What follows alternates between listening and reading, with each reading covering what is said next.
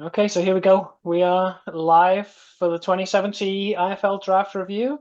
This is Boots. I got Roach. I got Rylan. I got Tucson here on the call. We don't know if we're going to get some drop-in visitors for maybe for a short period. We'll see what happens. Yeah, We'd but love it. welcome, And if there's guys. anybody watching in the future and you want to join us, just let us know.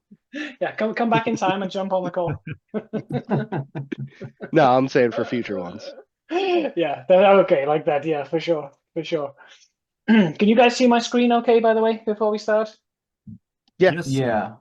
We got a fifth round tight end showing. Let's just get rid of that. Guess what we were talking about before I pressed record. Yeah, Hint. Tight so ends. hint tight ends, yeah. But guys, I thought maybe we would start by just giving a couple of thoughts perhaps on what did you think of the draft overall? Maybe like what did you think of the first round this year, and what did you think overall about by sort of by position group? Were there some groups where you thought it was a good draft to where there was quite a lot of depth, a good draft to be looking for a certain position, or one where you could maybe hold on for a round or two because good players were going to fall? How did you guys sort of see it? Did it influence how you approach the draft and so on? Yeah, just any quick sort of overall thoughts before we dive into the players. Yeah, I'll start. So I think Mhm. for me there were kind of like three what I would consider, positions of a lot of strength. Um, First of all, wide receiver. There was one top end wide receiver, but there were a lot of really good wide receivers after that as well.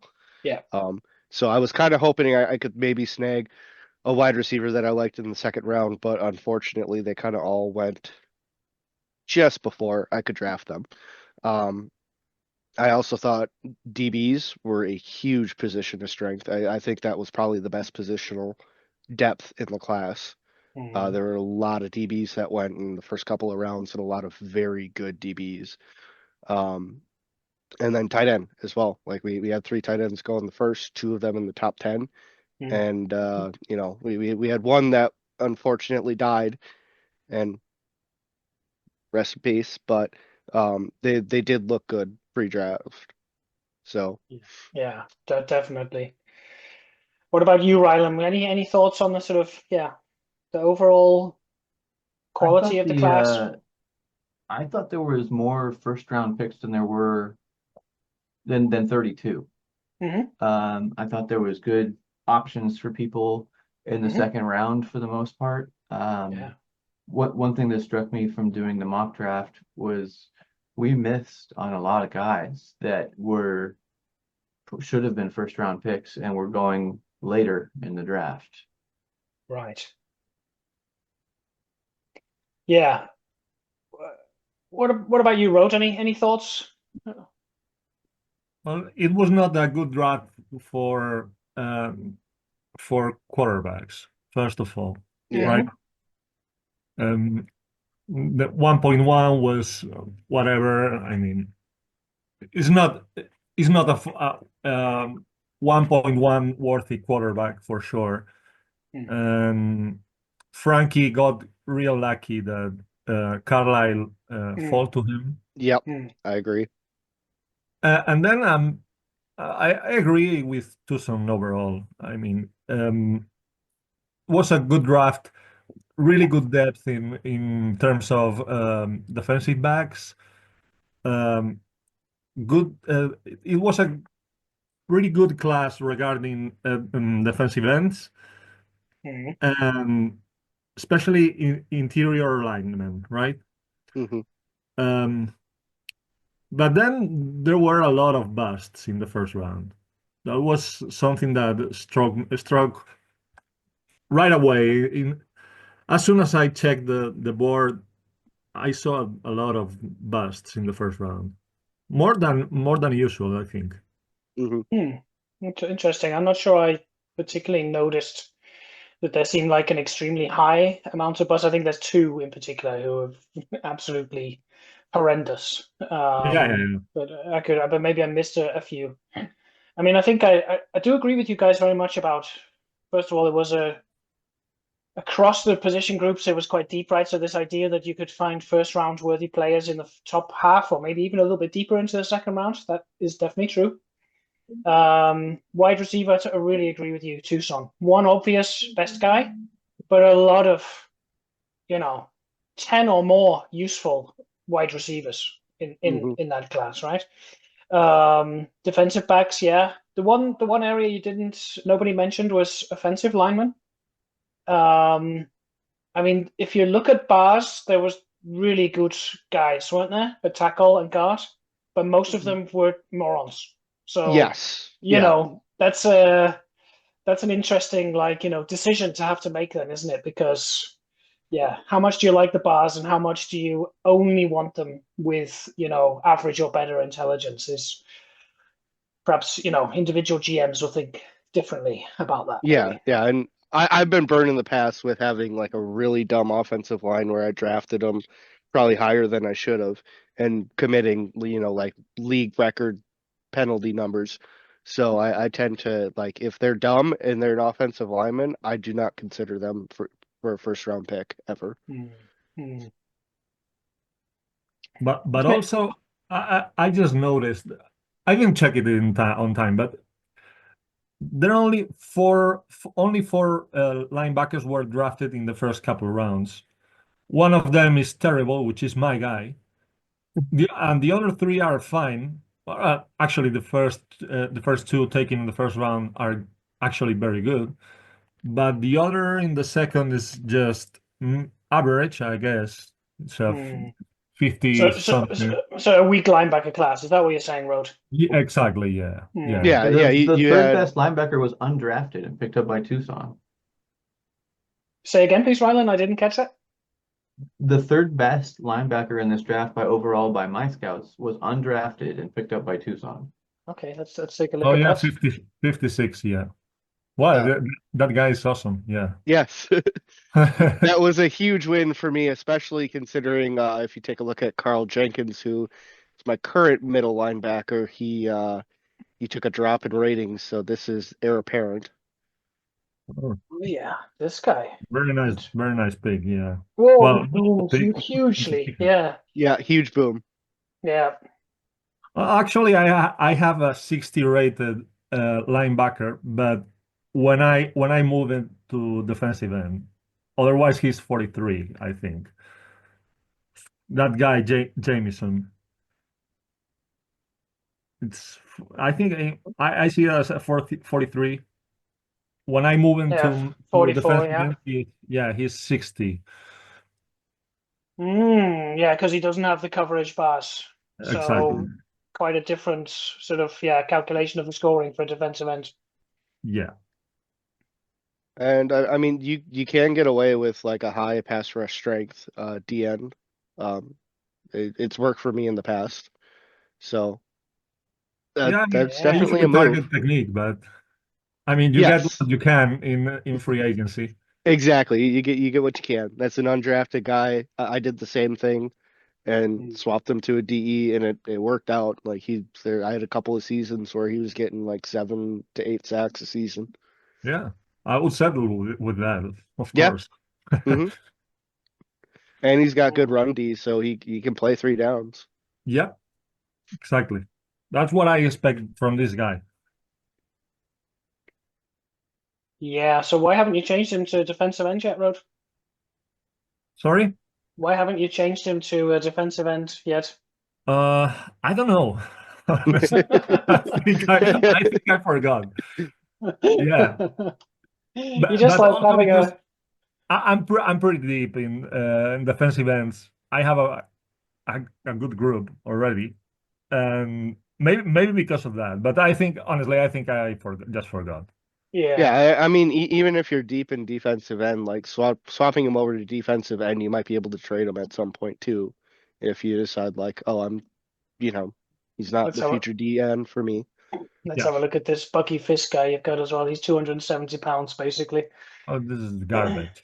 Yeah, yeah. I was expecting him to boom a lot, but yeah, according to the Mm, league scout, he kind a of He bit. did. went up 50%.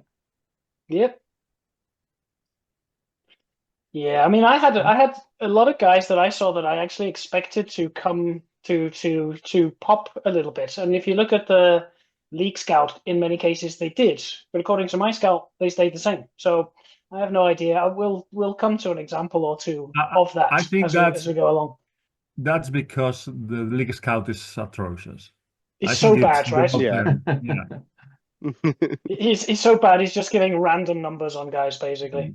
Yeah. Yes, he Yeah. throws darts at a board, which is probably Yeah. what we should have done for our mock draft. Would have been better. Yeah, I think Rylan, you aced it again, didn't you? Relative to everybody else, you got 4, and it was Oh, 0 he, if you he got got Yeah, bored for he got everybody else. four is a 4. good number. Joe Four is a got good number. 1. Nobody Joe else got got 1. anything. And the Yeah. only one Joe got was his own pick. Yes. And he only took him so he could get us point on the mock draft. No, he picked the best 4-3 DN, so he got a good one Yeah, there. Do you yeah. think he's better than Our Pryor? Lions. Well, should we actually just start looking at the players and then we can look at Oh them yeah, when Pryor's gone Pryor's picked? 4-3, so hmm Okay, so we know we had a QB go 1 overall to Los Angeles, Drake Wiggins. Here he is, an enigma. Actually could have turned out worse. Is this actually a pretty good QB maybe in the future? He's a hard one to read. I mean, I think you It said before, Rode, he's not obviously a 1.1, or right now he's not worthy of a 1.1, but he's not terrible, is he? no, He's he's a future starter. Like he'll definitely hmm. start. He'll be all right. But yes, well, I agree 100% that this was not a like 1-1 overall worthy quarterback. I mean, it's not what you hope for at 1-1, but if you need a quarterback, he can be a quarterback. Exactly right. So if you need, let's just bring the draft analyzer over into the picture here as well. So this is what he looks like according to my scout. He had a very good set of combines.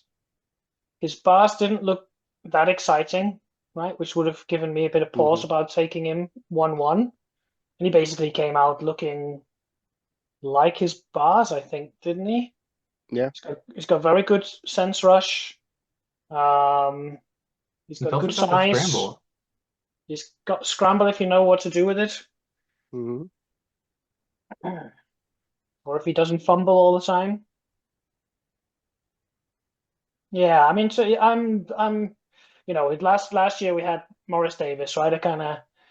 He's actually dropped a little bit, but somewhere between 70 and 80 rated quarterback, an absolutely obvious 1.1. Drake Wiggins, despite having a good name, is not clearly a 1.1 type guy, but I think that with a bit of careful game planning, he potentially can be pretty damn useful, this guy, right? Yeah.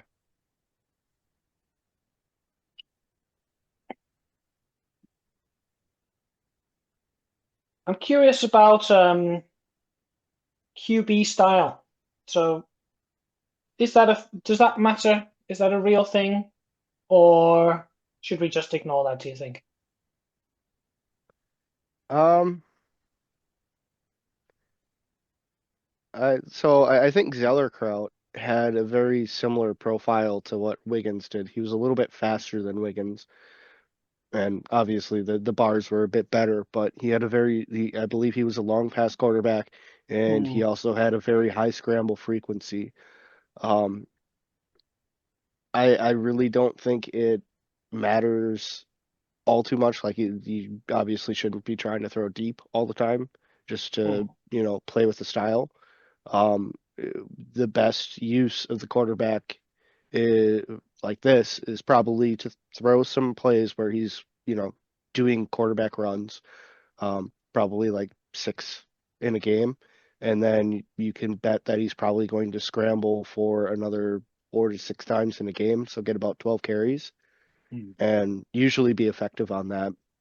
And then I'd say like play the strengths of his bars, which is going to be short and medium passing. So like your screens and slants and Yeah. outs. Yeah, but I mean, in all but the most extreme kind of situations, those are probably the most common passes you're going to make anyway. Yeah. I would have thought, right? Because they're lower risk, and it's a balance of risk and rewards, basically. I guess you don't need to make 30 yards on every play. hmm I would look at the long pass style as just maybe he throws long passes a little bit better than 39 and 40. Mhm. I wouldn't say it means you need to throw more of them, just maybe he does it a little bit better than he looks like he would. Yeah. I think I've read somewhere that, in earlier editions of this game, there was some kind of connection between the QB style and the type of how quickly they learned plays. But I don't know. I don't know if that's still a thing in, version 8 of this game. And yeah, I mean, I'm also a little bit curious about whether you should try to match up your QB style to your offensive coordinator preferences. So this guy would be, a good fit to a Smash Mouth or Air Coryell, for example, in that case. Is that something that you ever pay attention to? Anyone here, or not really?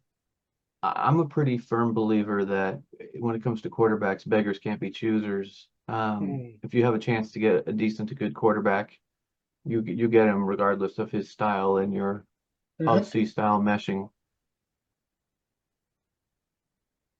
Yeah. Okay. Yeah, and I'd agree with that. Like, you get the quarterback, and then you build the offense around that. You got any comments on Drake Wiggins, Road? I think you mentioned before that you perhaps don't. Yeah, you didn't see him as a 1-1. Yeah, of course, he's not a 1.1 type of quarterback, but he should be useful.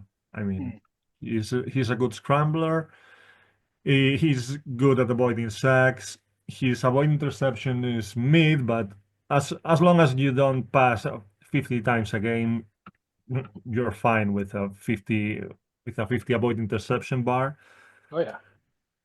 So yeah, I mean, this guy could be a legit starter. Hmm. Of course, he's not 1.1, and it's more painful because 1.2 is uh, a great player. But I mean, if Carlisle wasn't there, I would be okay with the pick. All right, Mhm. because I know LA didn't have a QB. I Mhm. have my uh, his QB last season is on my roster now, Okay. so he needed someone. Yeah. Um, and he's decent. He's Mhm. probably not he's not a world beater, but with good players around and a good game plan, I think he can succeed with this guy for sure. Mhm.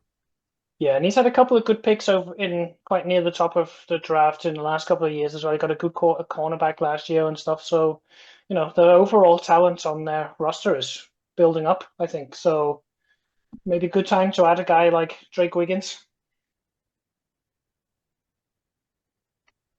Anything else to say? Anything else to say on this QB at 1-1? Anybody? I think we all gave him the green light here, haven't we? hmm Okay, so let's take a look at the 1-2 Matt Carlisle. Now, I had him down as the number one overall pick this year.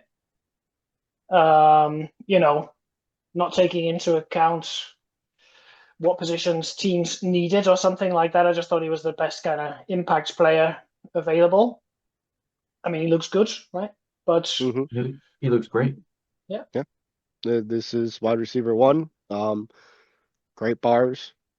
Also, he's a big boy at 6'4", yeah, 206. yeah. Which So, is, I as mean, we know, you like a big, you like yeah. a big digital man, don't you, Tucson? hmm So, You have yeah, said before. yeah. Yeah. Yeah, just having a little look. So he's 4:36 on his dash. So he's quick, not amazingly quick, but still right up there. Good agility drill. 16 bench, it all look very healthy, great size. Yeah, and I think Frankie loves a wide receiver as well. That's the impression I get from seeing his teams maybe in other leagues as well. And Orlando took a wide receiver in the first round last year as well, so they're building out that part of their team for sure.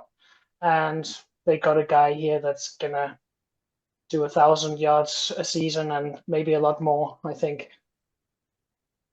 Hmm.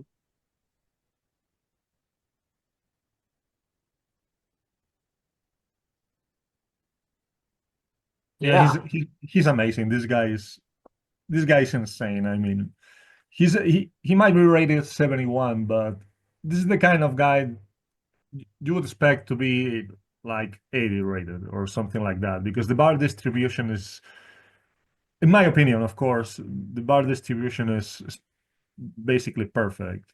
I mean, Mm-hmm. I would like a little bit more getting downfield, or yeah, the other bars are, yeah, route running, courage, BPR, and endurance are all very good bars. So and he's 6'4", so Yeah. So I seem to get this wrong every time we get together, but I see his getting downfield is already maxed out at 66, fully developed. Mm-hmm. That can't be true, right? Yeah, I see it 63, 70, so, I see same. 64, 66, but I think it is because Boots, your scout is better than ours. I think it's definitely better than mine. My offensive scouting is very Well, good. Yeah. and I know that there's different weights to bars and all that, but he's only Yeah. 30% developed. Like, Yeah. it's hard for me to believe that his getting downfield is 90% developed.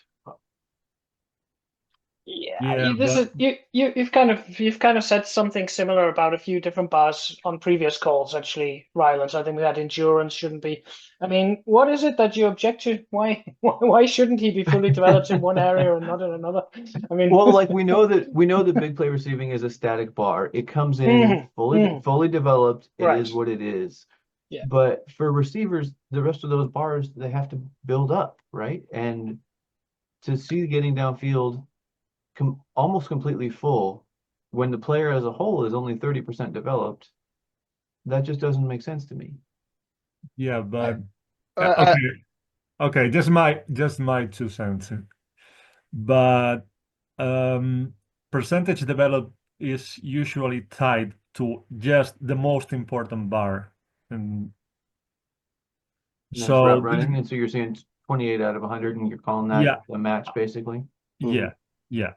And if you check that in, I don't know, in defensive ends, you'll see the percentage developed is roughly similar to the percentage developed of the pass rush technique bar, technique. Yeah. and so on, and running backs with hole recognition Hmm. and so on. Yeah. I would have guessed for defensive ends, run defense was their most important bar. No, in defensive ends is pass rush technique. For defensive tackles is run defense. Yeah, and I think also for inside linebackers, but I'm not entirely sure. But for wide receivers, it's definitely the route running bar. If you check, please go and check another guy, and you'll see it's roughly always the same. Yeah, let's just pop up your guy. 16 out of 82, 20% developed. Yeah, it's exactly 80, right? Yeah, exactly. 16 times 5 would be 80. So it's a Yeah. pretty good match. I mean, just from a game design point of view, let's say, I think it actually is quite a nice system that players come in with the bars differently developed so they can, it gives them almost a bit of personality, right? Matt Carlisle comes in ready to get yak from day one, right? hmm But his ability to get separation maybe will improve dramatically in year 2 and year 3.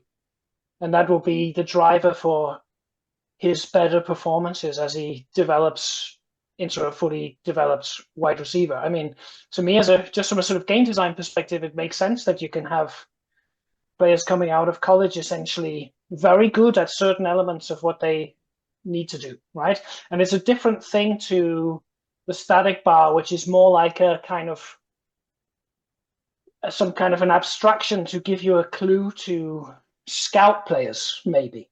You know what I mean? Yeah. Yeah. Mhm. Yeah, this is a part of the game that is still quite a bit of a black box, right? Yeah, And it is nice. It is nice that, I mean, as you said, this guy is ready to give Jack Mhm. out of college, but his ability to separate is not there yet. But Yeah. So he's 30% developed. Yeah. yeah. So when I look at the bars like that, it doesn't. Let's say it doesn't. No, I'm trying to figure out the right words here, but Rylan, somehow it kind of you find it a bit disturbing that that bar looks fully developed, right? And what I'm trying to say is I don't. I see it as just a just a part of the kind of the flavor of the game somehow.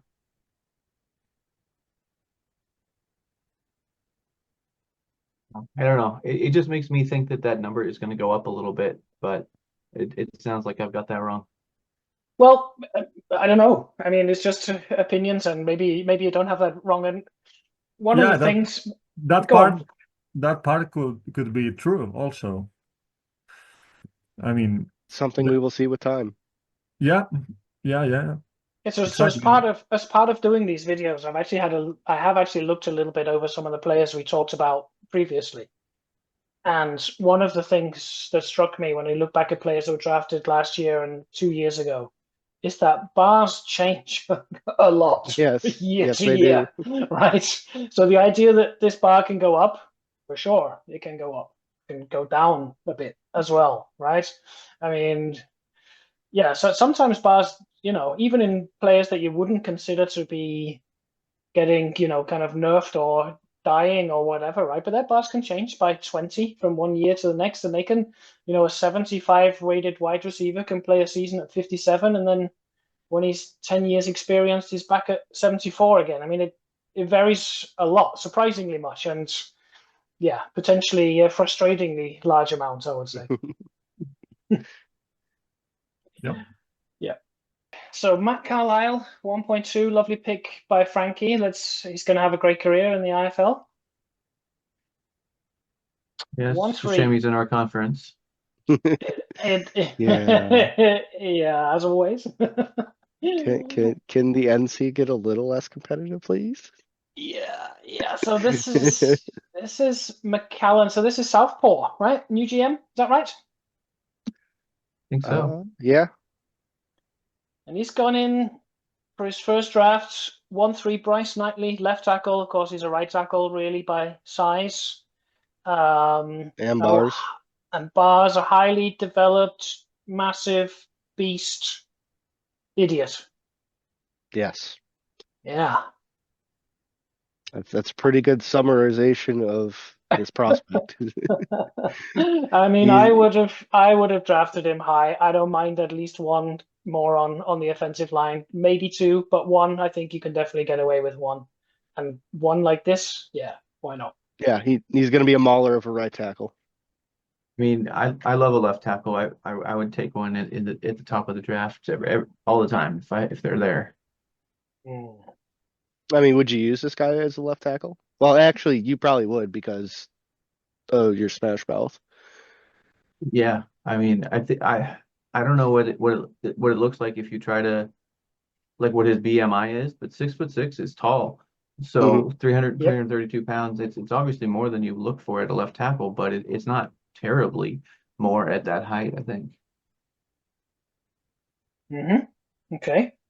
I had this guy as the best player overall in the draft. Really?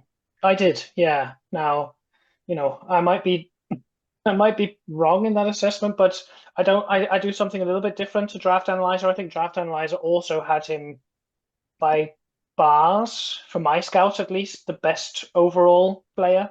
So not weighted by position. Mine was Kobe Perkins, the guard. Okay. But Bryce Knightley was very it was 0.1 off basically between him and Bryce Knightley. Yeah, I have a couple of guys within fractions of points of each other, and Bryce Knightley is up in that mix. Yeah. Saying that, I think so. I'm just checking my big board. Yeah, but I had this. Yeah, I had Bryce Knightley, Colby Perkins, and Zach Oliver, the top three actually. Okay. Yeah, but I mean, it's just a very good pick, right? And as long as the other guys are not incredibly dumb, then you can carry. His pancake blocks will outweigh his penalties, maybe. Also, Rode, if you weren't aware, you are muted right now. Oh, is Road here? Yeah, he's here. He's just Oh, muted. okay. Oh, okay. Hey, hey Hey. guys. I was Hey, just Rod. throwing that out there just in case you didn't know you were muted. Oh yeah, I know, I'm muted. Okay, I had to step out for a second. that's right. Yeah, I heard you Boots with a Mhm. quick summary about this guy. Yeah. I think that means we are out of the slow roll, right? Yeah. Because Mhm. because that was so on point. This guy is awesome, but he's dumb. Yeah. He's really dumb. I mean, this is zero. Yeah. But I know Southie doesn't mind Okay. having dumb guys in the O line. So So it's I kind have of a fitting. Yeah. go on. Sorry. No. I was done. Yeah. Yeah. Go ahead. I just have to have a look. So I do carry an incredibly dumb offensive lineman, and I have to see whether A he big idiot, right? the big idiot. But he actually has 11 intelligence, so he is Good relatively Lord, he's 87 right Einsteinian. now. Yes. He is 87, and I actually brought him up 20 because I wanted. pancakes? Okay, well spotted, because that has almost never happened in the IFL before. There's Yeah. actually been 3 previous times where somebody got 20 or more pancake blocks. And 2 of them are by the same guard. It's unbelievably far back in time. 25 is the record. I Wow, mean, that's a Yeah, different which version is of the game. but it's a different version of the game back then. Yeah, yeah. Yeah. So George Ackerman was ridiculously record busting on pancakes last year, and I'll, just for fun, I'll handle the penalties for all those pancakes. To be honest. yeah, he's over half of his career pancakes in a season. Yeah, yeah. Yeah, that's crazy. So I think basically the reason I wanted to show that is because Bryce Knightley can be a guy that could get 20 pancake blocks in future. I think so. Mhm. That's what I'll be watching for. And he's super highly developed, right? He's going to come in as a pretty good starter already. Yeah, Yeah, this is a day one starter. yeah, really good, really good. Should we? Okay, should we move on to the next one, which is Hmm a disaster for Houston. Yeah, I'm Here sorry, here he Houston. is. Yeah, and yeah, By that is. bars, this was like my third best player in the draft. I love this tight end. He was my darling, and it's a shame what the game did to him. So I had him as the second best tight end. He's actually about the 30th best tight end in this class, unfortunately. But I mean, if we take a quick look at the league scout, what I see is he's dropped by 41 points, right? Hmm That's unbelievably massive bust.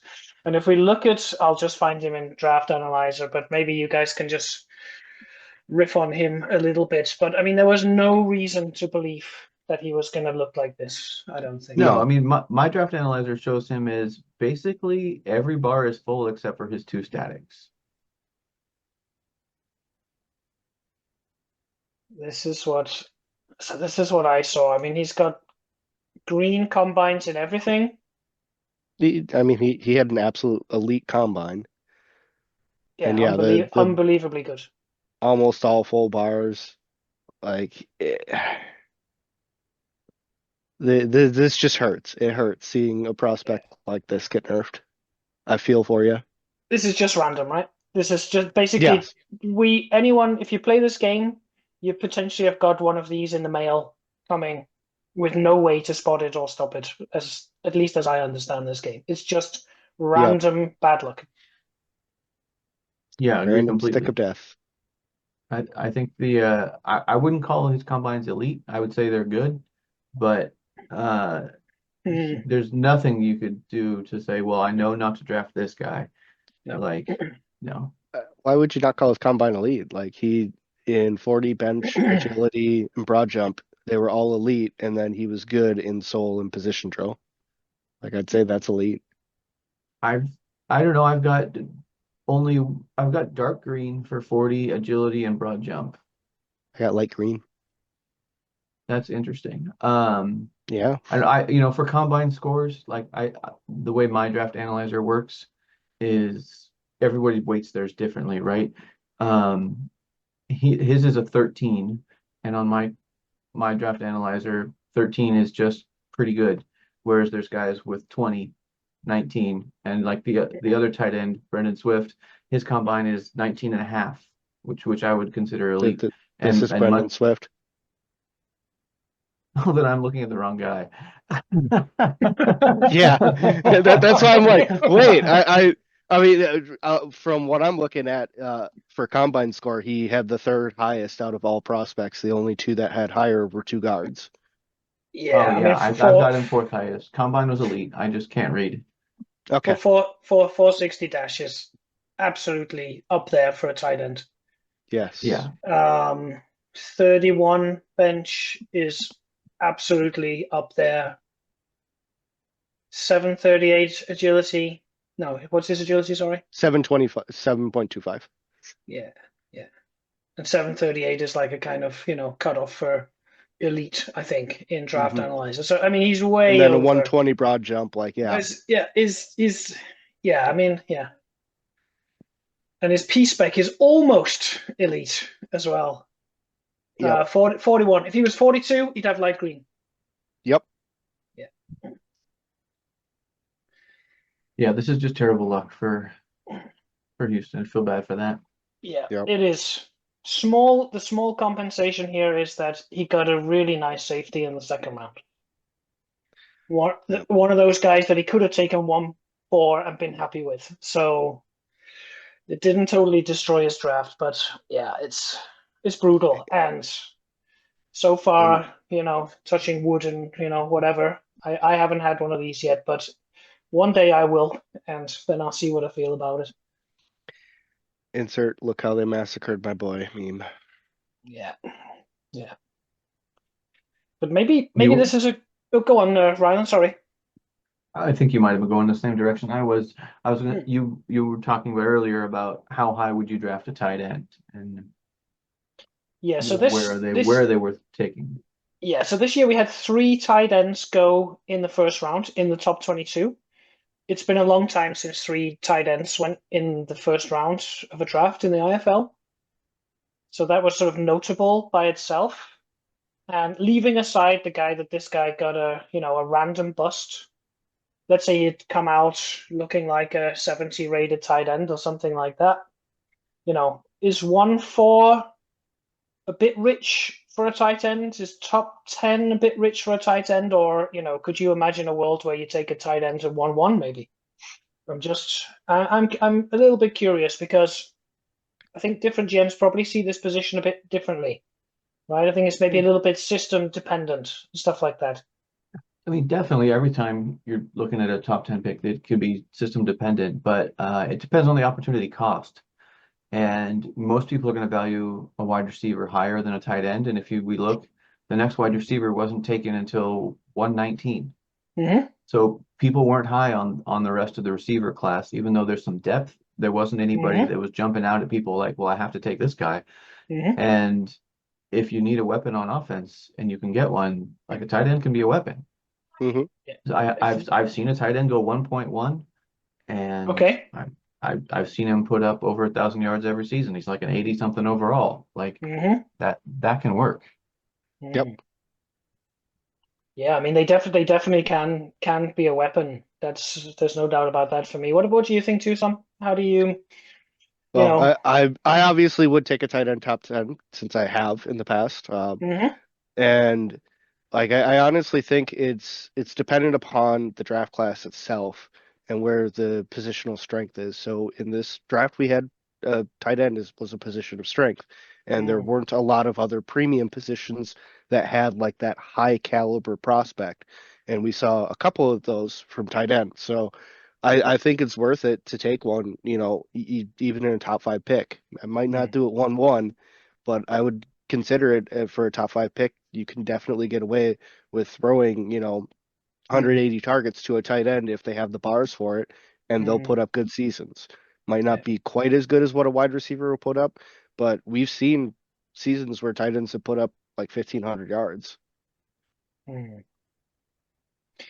I had a little bit of a look back over the tight ends taken in the top 10 over the last sort of decade or so, or a little bit longer in the IFL, and the hit rate is it's not great, to be honest. Really? Yeah, yeah.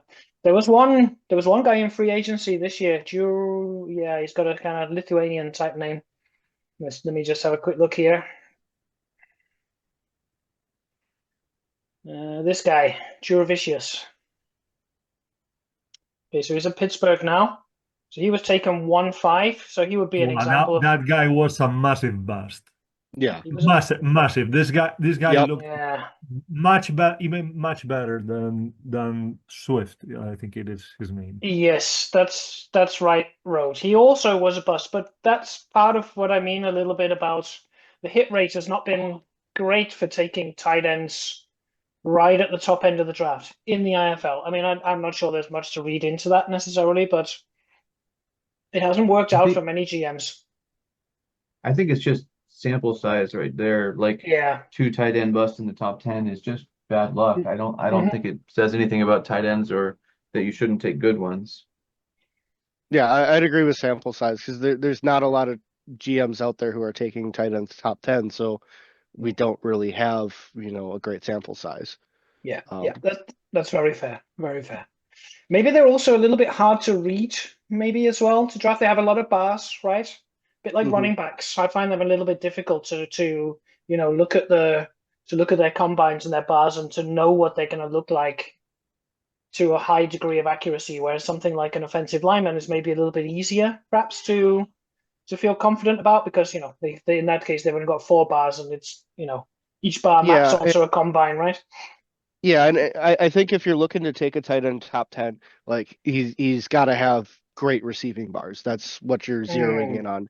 Hmm. The blocking comes as a bonus, but if you're taking a tight end top 10, you're expecting him to be a, 1, 2, or 3 target, or Yeah, 1, 2, or 3 priority target in your system of offense. yeah, yeah. I would agree with that. I don't think there's much more to say about Swift, is there? I mean, it's Slam, isn't No, it? Who's the GM there? Yeah, yeah, let's not Yeah. feast on him because it was terrible. At least he can run block, right? Yes. Yeah, eventually, yeah. But yeah, I mean, tight ends are for me. It is a cheaper alternative to wide receivers, and he runs Yeah. the ball all the time, so Hmm. like 40 times a game at least. Um, a good tight end is gonna cost less than a good wide receiver. And Yep. if Hmm. you're tossing the ball around like 20, 22 times a game, you could be fine with a good tight end, right? Hmm. So I kind of get his point, but yeah, it was terrible luck because I didn't see that coming, to be honest. No, I mean, if he'd been there at my pick, I was taking him, right? But of course, I knew he wouldn't be, Yeah. right? This was one of the players that I had in my queue. Yeah, for sure. Oh yeah, okay, so you had this guy. Did you Yep. have Meyer and Pryor as well? You play a 4-3, Nope. right? Two I'm a songs, so maybe 4-3. not. Yeah, Nope. nope, not a defensive tackle for you. Nope. Well, I'm not taking a defensive tackle Right, at right. 113. If I was in the later, like, in the 20 plus range, that's when I would consider a first round D tackle. But this is the first of 2 back-to-back picks for Norfolk, so let's maybe get them both up. I think they're both pretty good, aren't they? Building Pretty- the trenches. Yep. Building the trenches, yeah. Let's have a Freddie Wolf's intelligence. Maybe we should have a look at that too. Yeah, okay, so he's another low, of course, fitting the theme for this draft. Nice bars, low intelligence. Yeah, but maybe let's start with the defensive ends. I mean, great pick, I think. Yeah. Yeah. Absolute great pick. Tons This of endurance, tons of pass rush technique. Yeah. There were two like top tier 3-4 DNs in this draft, and Pryor was one of them. Yeah, we'll get to the other one. I know. I'm stating like, this was a good pick. Yeah. Yeah, for sure. I'm just having a look where I had Pryor on my kind of, let's say, big board. I can't find him. I don't know. I don't like the pick, to be honest. Go on, Rhodes. Why? Yeah, of course, because Norfolk is stockpiling defensive ends, and he's gonna kill Pierce eventually, right? Okay. But What? and also this guy has 90 endurance, right? So and he plays in my division, so this guy is gonna have a 20 sack season sooner rather than later. Yeah. Yes. So Road simply doesn't like the pick because it sucks to go against him 2 times a Yeah, year. exactly. Yeah. No, of course the guy is awesome. The guy is awesome. So he popped up But- a little How's he bit. going there? But Yeah. but he's trying to kill Pierce. I That's can't. a good plan predict in your it. division. Sorry. That's a good plan if you're in your division. Yeah. Of course it is. I mean, Jeremy does the same thing in Colombia. Yeah, they want Pierce killed. That's why I took another a decent backup instead of a project, because I know he's gonna get hurt this season.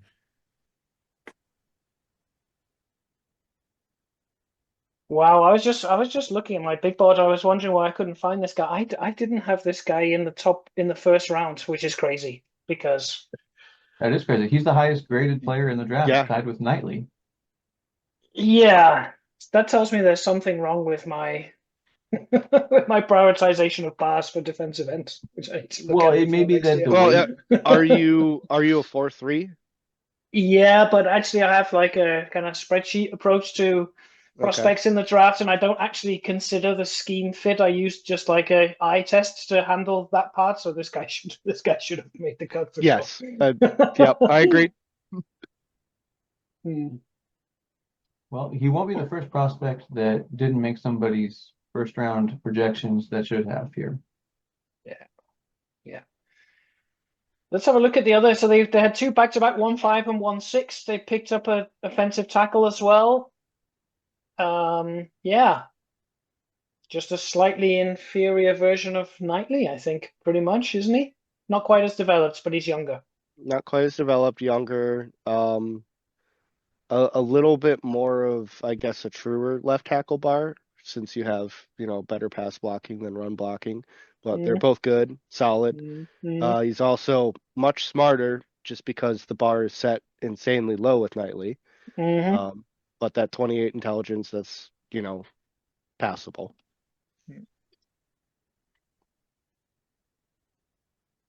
Any other thoughts on Freddie Wolf? I didn't have Wolf ranked this highly. And that said, I do love building around a line and getting a good left tackle. So if you need a left tackle, he was probably the best one there. But for me, he was a lower in the round. Mm. Yeah, but I think you and I both do the same thing of looking at intelligence and probably weighing it a little too much.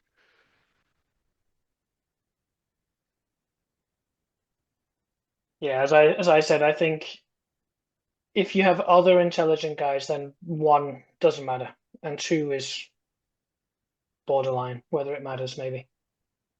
That's how I would tend to do it. So you have to factor it against the other guys on your line as well.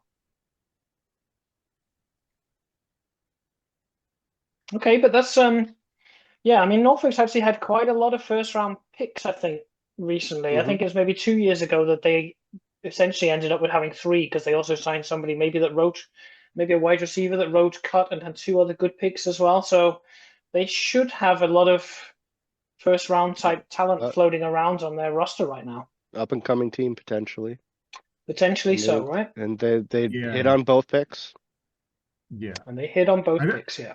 and this pick also makes sense because his left tackle was the weakest link in his whole line. So Hmm.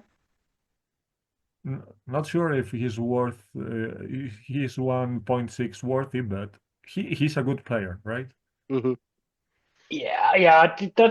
I mean, I think I would like a little bit more at 1.6, but it's also fine, right? He's a he could settle out around 70-ish rated, and that blocking strength bar being the highest one of the three, but I think it's okay. Yeah.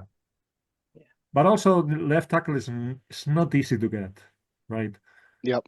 So yeah, it is kind of like quarterback or one of those important positions because you don't have a great influx of players in that position. So Right.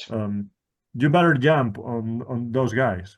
Exactly, right. You can't wait till the second round. If you need a left tackle, go get one. Absolutely not. Yeah. Okay, so let's have a look next. So the next one's is this our first AI pick then, I think? London, Stephen Cameron. I think I had this guy as the Yes, this was the best first best AI. defensive back. I Yep. think I did. Yeah, and yeah, okay, so it's an AI pick, so let's not take too long over it, but He's very maybe, good. Good. Good Very pick. good. Yeah. yeah, This guy was another one on my board. yes. He was in the list. He was on my list of players that are never going to make it to 128. Um, the one comment I had here is that I'm not sure if any, I don't think any of us play in London's division, but they have some amazing cornerback talent because they also have, I think, my favorite cornerback in the whole league, which is Melvin Moss. This is him. A hell of a corner. Yeah, yeah. Yeah, they're going to be stacked in the secondary for 2 or 3 years. Hmm. Yeah, so they've got amazing talented outside cornerback now with this pick.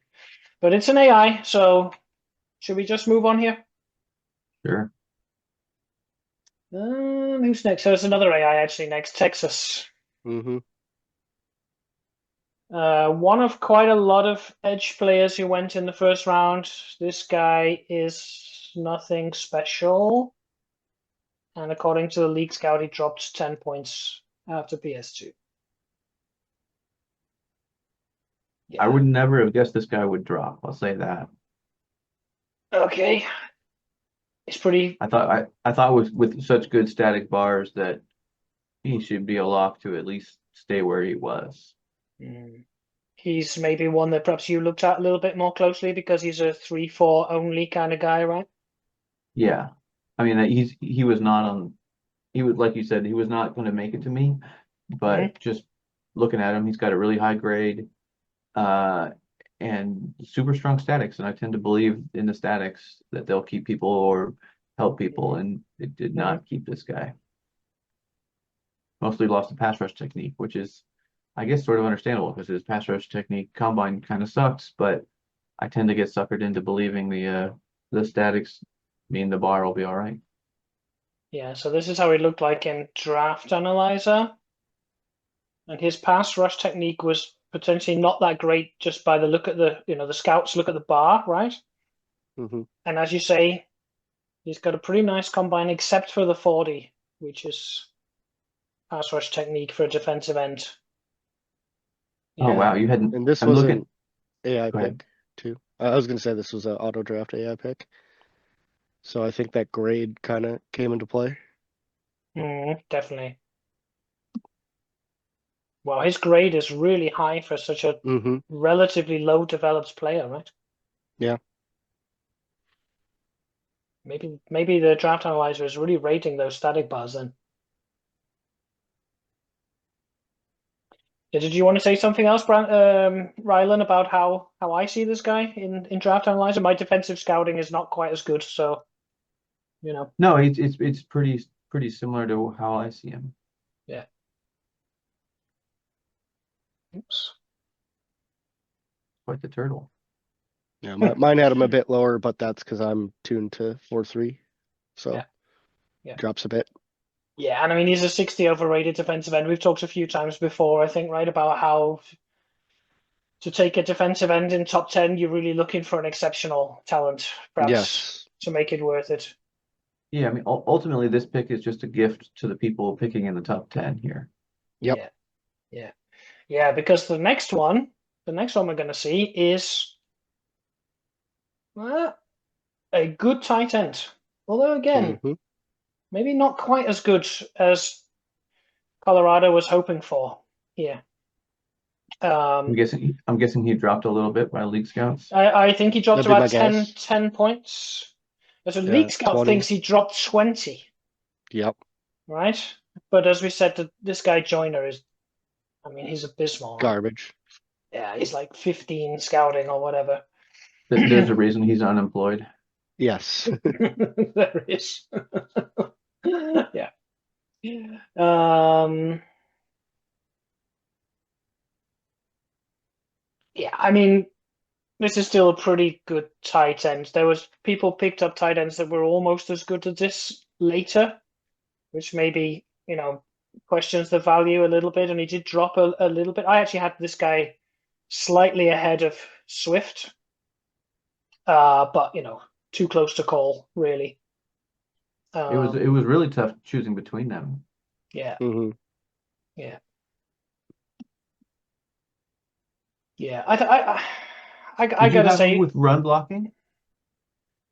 um, I had almost all of this guy's bars as completely maxed out minus his two statics. So for run blocking, I saw like 50 to 75. Pass blocking was like up to about 90. Avoid drops was near max. Getting downfield was probably like a 90. Route running was 85-ish yeah, at the top. yeah. And This then is pretty much this every other one was max. this is what I saw. So I mean, I didn't think he was going to look like this because almost no players ever come out this good. Yes. But he has come out lower, right? So if you look at his run block, for example, 34, I saw it maybe 48 on the low end of the Mhm. bar. So he has lost a bit across the board, pretty much, I think. Yeah. I think this is just a good player for me. Yeah, he's a good tight end, but it's probably a little, Yeah. sad if you're Colorado because you expected this to be better. Yeah, they actually had a linebacker that they took in a relatively similar position, like about the same place in the draft last year, who also was not quite as good, I think, maybe as they had hoped for, right? Similar kind of like maybe dropped about 8 to 10 points or something like that on the reveal. So yeah, I see this. I see this guy as like just a good player, basically. I mean, I think you're not going to be too disappointed taking him in the first round, but yeah, he didn't for me shape up quite like how I expected him to. And Mhm. seeing as Colorado plays in my division, also with Ryland, then that's fine. This was another guy in my list. And this was another guy on your list. Yeah, Yes. yeah. And you would have preferred to get Mel Lane, I guess. Yeah. Yeah, I'd take Mel Lane over Sharky. Yeah. Anything else, Ro? Do you want to say anything on Mel Lane before we head off to Alaska? I had him at 65, I think. So You did? yeah, 65, yeah. So not really surprised with this Okay. guy Okay. because his combines were, except for the position drill, The rest were whatever, right? So yeah, Mhm. his bars looked amazing, but for some reason I had him as a 65 rated player, so 64 kind of checks out. Yeah. But Right. he should be useful. Good Of course, he's features. dumb because in the top 10 everybody is dumb Right. this Yeah. year. But Well, yeah, I mean, he was a 29 soul in a yellow group. You yeah, probably expect him to be dumb. yeah, sure. Okay, let's try to squeeze in one more before the call in. So we'll be at the end of the top 10 by then. So good progress. So Alaska, they went heavy on the O-line in general through this draft. They also took a guard in the second round, and I think they took a center in the third or the fourth round. So they're rebuilding their trenches on the offensive side. I from memory, I thought this guy was gonna be better. Yes. But it's just from memory. So where do you Uh, see him? I mean, he's not an idiot, at least we can say that. no, no, his pass blocking bar kind of not as good. Hmm. It was a little lower than what I saw in Draft Analyzer as the low end. Um, the run blocking bar came out pretty close to where the low end was for the bar. And then, yeah, just he looked a little bit better. Just came out kind of as the worst possible, for the options of what his pass and run blocking bars were. Mm. Yeah, Still, yeah, still I think he's, agree. a good guard, but he could have been better. Yeah, I agree. Yeah, yeah. I had him as the second best player in the class. So He was right up there for me as well, which is what I was sort of referring to. Yeah, I had him fourth, but actually only the third best guard. yeah, because Oliver and Perkins are Yes. it's pretty much interchangeable, right? Yeah. But Hmm. and the first guy I have on my board was Fulcher, but he was a no Mm. combine, so Yeah. it's always a little bit iffy. But the first guy who actually attended the combine was this guy, Hmm. and I wouldn't be surprised if he pops back up next season No. because his combines were amazing and Yeah, his bars were amazing too. So yeah, yeah. If he was the second highest combine score of the draft, Okay. so he had an elite combine. yeah, Yeah. his So dash is 4.9. He is top 4.9, teams. 37 bench, Yeah, yeah, 106 broad jump, I 7.72 agile. I suspect Melman was looking at his soul when he took this guy and thought, I'm not taking a complete idiot. Yep. So I'm be prepared to maybe risk slightly lower bars to get a guy that I can feel comfortable with for his intelligence. Yep. yeah, Yeah. absolutely.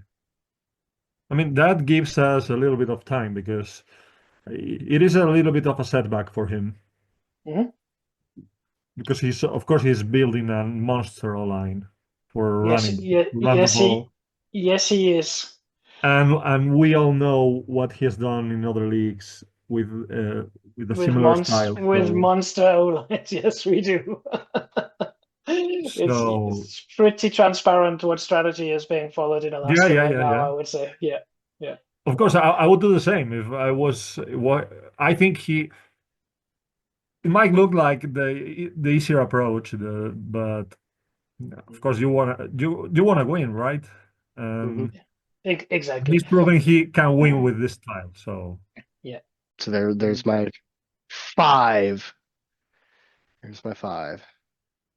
He was your five. So you had a short list of five that you had Yep. in place Yeah, it was before your pick. Carlisle, Swift, Cameron, Lane, and Stenrud. Hmm. Yeah. Yeah, I mean this I guy. knew I wasn't gonna get Carlisle, but like I'm gonna throw him in there just cause. Yeah, yeah. I You mean, never know. which shit happens from time to time in the draft, right? Yeah. Yeah. So I mean, we were talking just before we kind of switched from one call to another about Alaska's strategy. And Rose, you were sort of saying, he knows how to win with a monster O-line. He picked up a running back in free agency this year. He lost his quarterback, his Hmm. long-term quarterback as well, right? Which I guess is a Yep. pretty major reason why he's decided perhaps to go for running back and a monster running backs, monster O-line, and don't have to stress too much about where am I going to find myself a franchise QB. Is that maybe part of what you see going on here as well, Rose? Yeah, I would say so. I mean, we know in the other two leagues that he's been doing or implementing this style. He had two very good quarterbacks. Mm-hmm. And he doesn't have a good quarterback right now, but Right. I mean, the way he plays the game, I don't think. I think that um, quarterback is like the last piece in the puzzle, right? As long as the guy doesn't toss too many interceptions, he's gonna run. He's gonna pass the ball like 25 times a game, and you don't need someone special to do that. Yeah, right. So which was the running back he picked up this year? Was it No, it was Graham, or was I it think, Graham? Russell Graham. yeah. Russell Graham. Yep. This is him. So yeah, I mean he's gonna do 1,500 plus yards probably without much doubt, right? Hmm. He's 28, so but he's gonna take a while to decline from his peak just because his bars are so big everywhere. Yep. I mean, he's Yeah, got him on what, a 3-year deal. So he'll he's got him. probably stay at or near that for all 3 years that he has him signed. Yeah, I could see him being a Expecting, 60 rated guy by the end, maybe.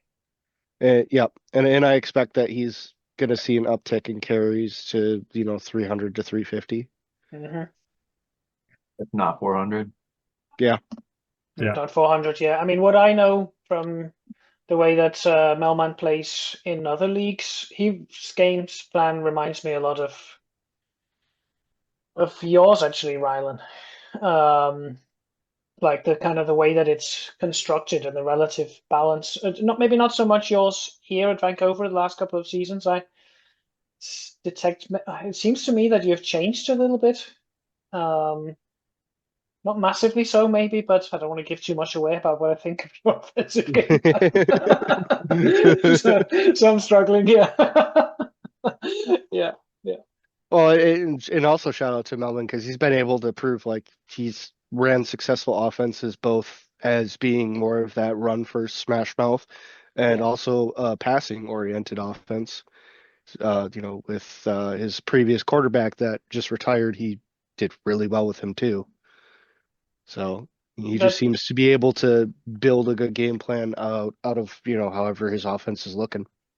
Yeah, I think where I was perhaps heading a little bit was I'm curious whether he has concluded that he can run his offense with a less good quarterback, so that he doesn't, as long as he has a good running back and offensive line in place, he doesn't need a 70 rated guy to be successful with it. I don't know if that's My, what the my conclusion guess he is has reached, but yeah, my guess is if he was sitting at 10 and if there was a quarterback that was slipping to, 4, 5, 6, and he thought that quarterback was good, he probably would have tried to move up for him.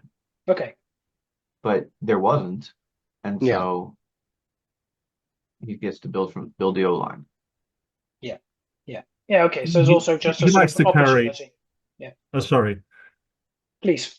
he's so big on cohesion. So I agree with Rylan, right? See, if he had he be I don't know, a 60 rated where if we find a 60 rated quarterback in this draft, he might, yeah, trade up for him, but it wasn't, and the only decent guy was 0 cents rush bar. So Yeah, yeah. We'll get to him. yeah, Yeah, but nice pick, Melman. I think we all perhaps think this guy might pop up a little bit, and yeah, he's going to be just a rock solid piece of your O-line for a long time. Yep. Okay, so Dakota, that's AI team. Yep. Actually, I've got two AI teams back to back, so yeah. Should we just skip over Salmon? I mean, who cares? Yeah. Good kick returner. Nice, nice.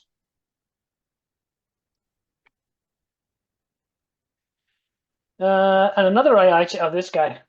This guy completely tanked as well. So there was more than two big busts in the first round, actually. Let's just have a quick look. So League Scout sees him dropping 20 points. I see him a lot worse than the League Scouts.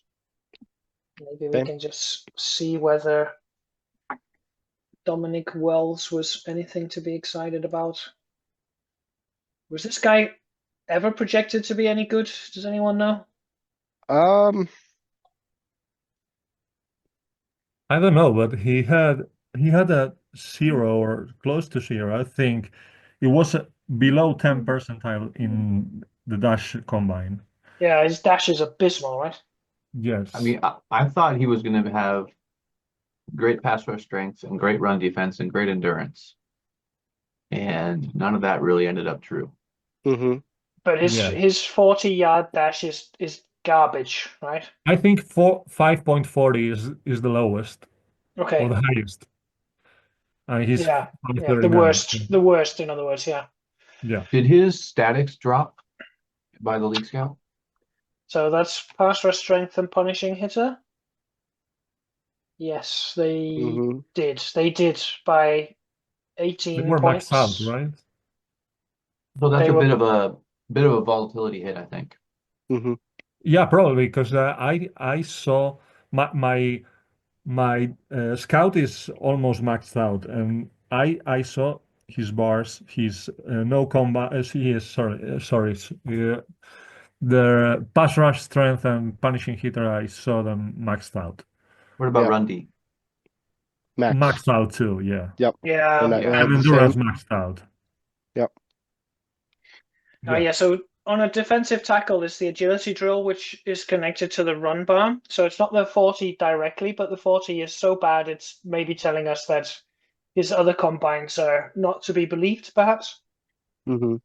Yeah, because he Was was a the 40 that bad? 5.39. It was very bad. It's Oh, terrible. 40. Right? I was thinking of agility. I thought you were saying No, agility was bad. his His agility was good. was fine, good, yeah, that's right. But his run defense dropped massively. So, but it's not the agility drill that told the story. It's more like these combines are all pretty much okay, but this one is so far out there bad. It's hard to imagine that we're somehow seeing these other ones correctly. That's how I would interpret the situation. Yeah. And of course, he's pretty dumb as well. Just to Pile on. Just Yes, to just to pile on. exactly. So not only is he, not great with how he turned out, but if you actually play him, he will probably cost you first downs. So Drake Wiggins aside, this was a deep Probably. class of morons, basically. Yep. Yeah. Okay, well, Iowa was once upon a time an extremely well-run franchise, but it has declined somewhat since Steele stepped down a couple of seasons ago, I think. Well, it's AI now. Yeah. This was the AI. He ended up on your team, Tucson, but it wasn't your fault. Well, I mean, it was because I didn't make the, I wasn't available to make the pick, but there were circumstances that led to this, unfortunately, which was I was not going to be around. I knew that. I set 5 players in my priority queue. All 5 went. Yeah. And this auto draft happened. Yeah, this is the Set fire to this pick. This is the European GM experience if you're drafting a bit later in the first round where, I mean, if you're 10 picks out, let's say, you need to put 10 in the queue to be sure. I thought I was going to be safe with the 5 I put in. I was not. Yeah. Yeah. I mean, he's not a disaster, is he? He's not he's not one of these elusiveness much higher than his whole recognition guys. He's got plenty of endurance. He's an acceptable pass catcher. You can use him, right? Yeah, he's not a disaster. He will probably step in as somebody who I will at least timeshare Mhm. carries with. And if he ends up putting up, better numbers than what I currently have, he will he will do better and I'll give him more carries. Um You took a but running back in the first round a couple of years ago, right? And uh is this guy better? I think 4 years ago. I took Reese. No, you took one 2 years ago, I'm sure. Let me just refresh your memory here. Reese. Yeah, Nick Reese. It was yeah, 2 years ago. Um he I don't know if he's necessarily better. He's got better all around bars, but and the one thing that I do like about him better than Reese is the whole wreck to elusiveness Hmm. trade-off. Um, But because Reese was all right last year. I do not like elusiveness. So I want to give Sharky a chance to be my top back, but Hmm. Reese was fine as well. Hmm. Interesting And that he comes in as your leader already. Yeah. yeah, He's well respected in the locker room. He's a conflict with there's his quarterback. yes, yes, Ah, that is a chemistry, who cares? well, I had good chemistry with the quarterback until then, so it kind of hurts, but um, yeah, I don't know. This pick hurt. It could have been something else. My sixth guy who I would have put in there to draft would have been Colby Tucker, Colby the Tucker. Right, quarterback. so that was just cornerback, right? Yep, cornerback. This guy who went to State College. Yeah, Yep, yeah, we'll get to him. We'll, yes. we'll get to So him. So that's the guy, and he would have been worthy of being picked at 113, I I think. agree. Colby I Tucker agree as with well. that. Yeah, So yeah, yeah. is what it is. So in that sense, a missed opportunity. Yeah, Yes, yeah. But I mean, I made up for it in the second round though. okay, okay. Who did you get in the second round that you like? So I drafted Trey Thomason and Oh yeah, swapped him this. over to cornerback. So he was a strong safety, right? Mm-hmm. And you got yourself, yeah, a I slightly got my less cornerback. good Colby Tucker, basically. Yeah, yeah. Yep. Yeah, I think he was. I think Thomason was mocked to me by one or two people in the mock draft. I liked him, but I didn't like him in the first round. Let's say Mm-hmm. Yeah, by me. by you. Okay, yeah, Yeah, I had yeah. Thomason You going know, one pick before. you know I need defensive backs. Yeah, and I still didn't find any, but that's for another draft apparently. Okay, let's if it's okay, should we move on to the next Yeah, we can move pick? on. Okay, so just give myself a clue what's coming up. So the next one actually is another quick one. Salt Lake City, they're an AI team at the moment. It's maybe I think probably this guy's probably the best guard the way they actually turned out after PS2, isn't he? He's also an idiot, of course, but he's got Mm-hmm. slightly better bars than the guy that Melman got. I think that's the only real question is, would you prefer this guy or the guy Millman got? Yeah.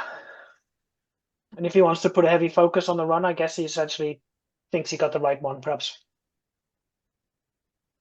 I'd probably take the one that Melman got over this guy, just strictly because of the intelligence. Like the bars aren't too different between them No, they're not. That's right. to, you know, offset the chance of, this guy could be a guy who's getting 10, 12 penalties in a season versus a guy who's probably only going to get a couple.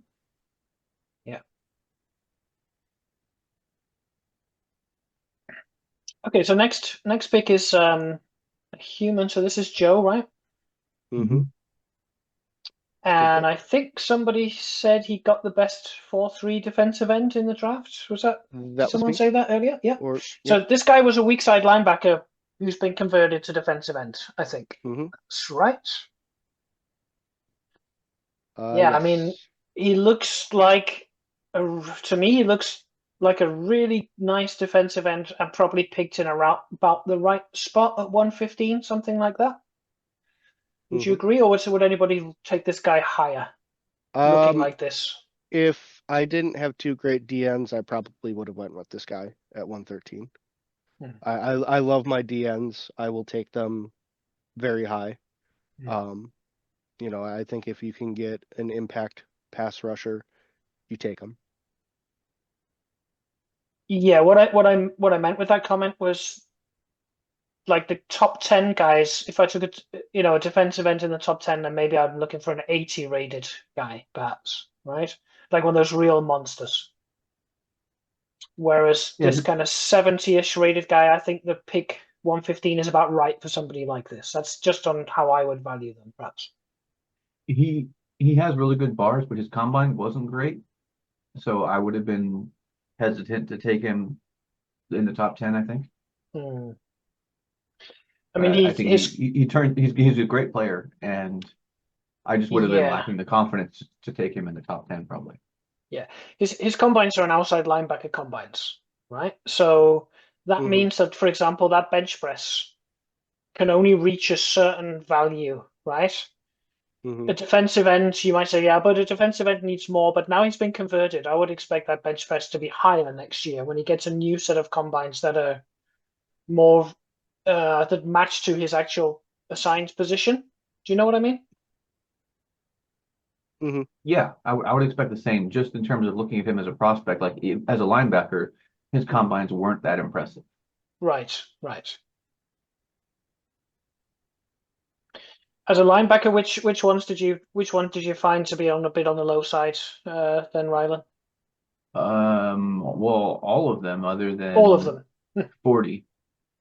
Yeah, Yeah. because that 40 is good for a defensive end, right? I'm not sure what it would be for a sort of Well, 3-4 outside linebacker type, to be honest.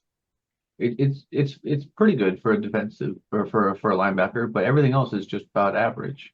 Hmm. Yes. Yes. Absolutely. He had a bunch of sort of white combines, right? Just Yeah. fine. Yeah. So did he actually? Let's have a look. So according to League Scout, okay, the League Scout just now sees him worse than my guy. He basically held, as I see him. Yeah. I seem a little bit better than you. Okay. And I think my scout is a little bit better too. Hmm. Yep. So yeah, he's probably 70, 73 or 74, Yeah, right? Okay. I see him as a 73 Okay. Yeah. overall. Yeah. Yeah. My defensive scout is good, but not amazing. Yeah. Yeah. This is a Yeah. good, Not, good player. Yeah. yeah. Nice pick. And I think that Tijuana is kind of retooling a little bit on the defensive front as well. And this guy's only 22, so he's going to get a lot of use out of him. Yep, and this is another, highly developed player too, so this is a day one starter in his Yeah, and for guys like defense. this, I'm going to look at his endurance as well. And 56, as I see it, is going to allow him to play quite a lot of different personnel groups, right? Yes. Yeah, basically like he's probably not gonna have him in one of the base defenses, most Hmm. likely. But so Yeah. you figure he's gonna be in the base three, and all of the pass rushing Mm. scenarios. Mm. Yeah. Yeah. Yeah. And then But he's a customer for a high penalty count because one yes. intelligence. So maybe He is. Yep. maybe he should stay away from the third and long situations or goal line. Or, Mm. Yeah, that's a very interesting point that you make there because I actually don't pay as much attention as I should maybe to the intelligence and which personnel groups I'm using them in. It's yeah, it's easy, I have a easily defensive end. overlooked, I think. I have a defensive end with intelligence too, so I never put him In third down. in yeah in the third and long. Yeah, Mm, mm, mm. but Yeah, I think because every time I put him there, he's gonna cost me a penalty eventually, right? right. So yeah, but he can play basically every down. He is proficient run defense, and he's a good pass rusher. Yeah. He can't play special teams either because he's just too dumb. He's gonna run the opposite direction. Yeah, no, that's another thing that I haven't paid a lot of attention to is guys with good special teams pass, but it's really low intelligence. That's a really good point, Road, to be honest. I mean, this guy would play special teams for me because 83 is definitely high enough to play special teams in Calgary for sure. Yeah, But I did. There is a very good point to that, though, of like there is. intelligence for special teams. Like that's Mhm. probably where you get the costliest penalties. Yeah, in a game as for Road field says, position. there and third and long. Yeah. That is Mhm. definitely something worth to look at, I think. Okay, but smarts aside, nice pick, great pass. So solid. We got two more defensive ends coming up next. Okay, so the next one, this is another AI pick, right? Hartford. Yep. Okay, so let's maybe again go over this one pretty quick. But I mean, I think he looks pretty fine, doesn't he? More of a run blocker type, but in a 3-4, perhaps. Yeah, he's a good, not great, 3-4 DN. Good, not great. Yeah, exactly. And I see him 61 overall, so a little bit rich at 116, maybe. Yeah, I think this a little bit rich, especially with the next pick. Yeah, so let's move on to the next one. So let's maybe just talk about the player rather than the drama.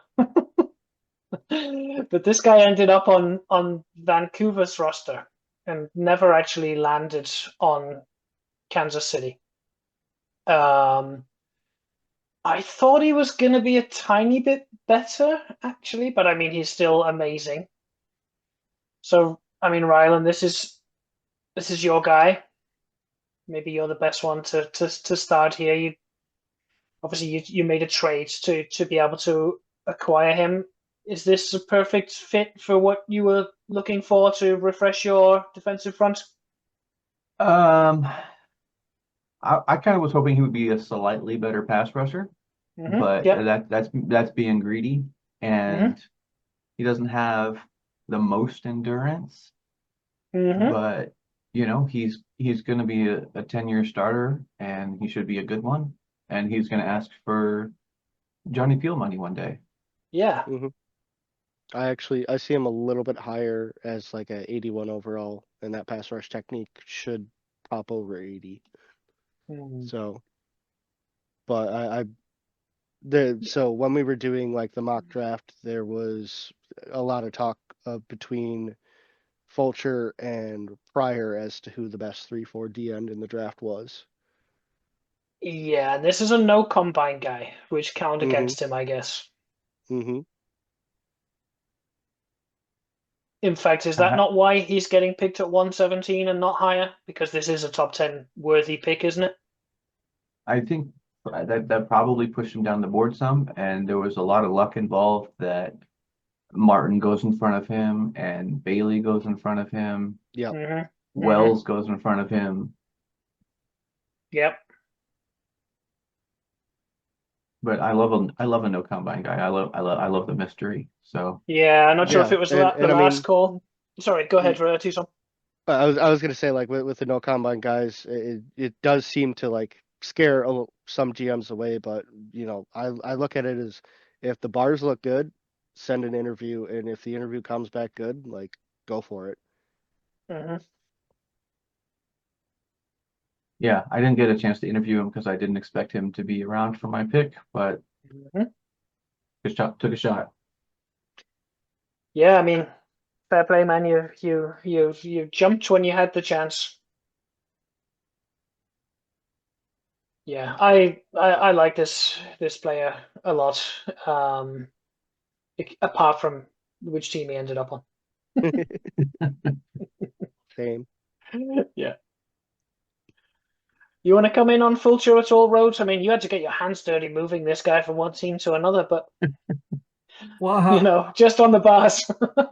I have to try. I had to figure out how to move the guy because I had no idea how to do it. Yeah. But I saw him. I see him as an 81 player, the same as Tucson. So I think he's a little bit better. But yeah, I think Jacek had him as a 61, and I checked his scout, and his scout is not very good. So Yeah. it kind of checks out, right? And yeah, his grade was not very high. No, and So the league scout saw him dropping somewhat as well, right? So pass technique dropped a lot by the league scout, this is, and the run defense kind of came up to compensate a little bit. Endurance dropped quite a lot. Again, we know the league scout is garbage, but maybe that's connected to this not particularly super high grade or something like that. yeah, probably. I don't know. I saw him as an 82, and he's an 81 for me now. Yeah, okay. So He's an 82 for me. He's an and 82 for me. and Yeah. you're getting the better look at him as well, Ryland, when he's on Probably. your I roster. I had him as a 54, I think, endurance. So Yeah. he's a 43 here, and I see him as a 44. So Yeah. yeah, pretty much the same. Yeah. The Just only on downside is he's going to take over my leadership and ruin my chemistry, Yeah, but really. that's okay. but if you don't play him, he won't, right?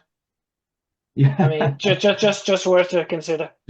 Just keep him in for third and longs. Yeah. No, you just figure out every week what the first play your opponent runs in their offense and make sure he's not in it. There you Yep, I'll be starting 1-1-3. go. Yeah.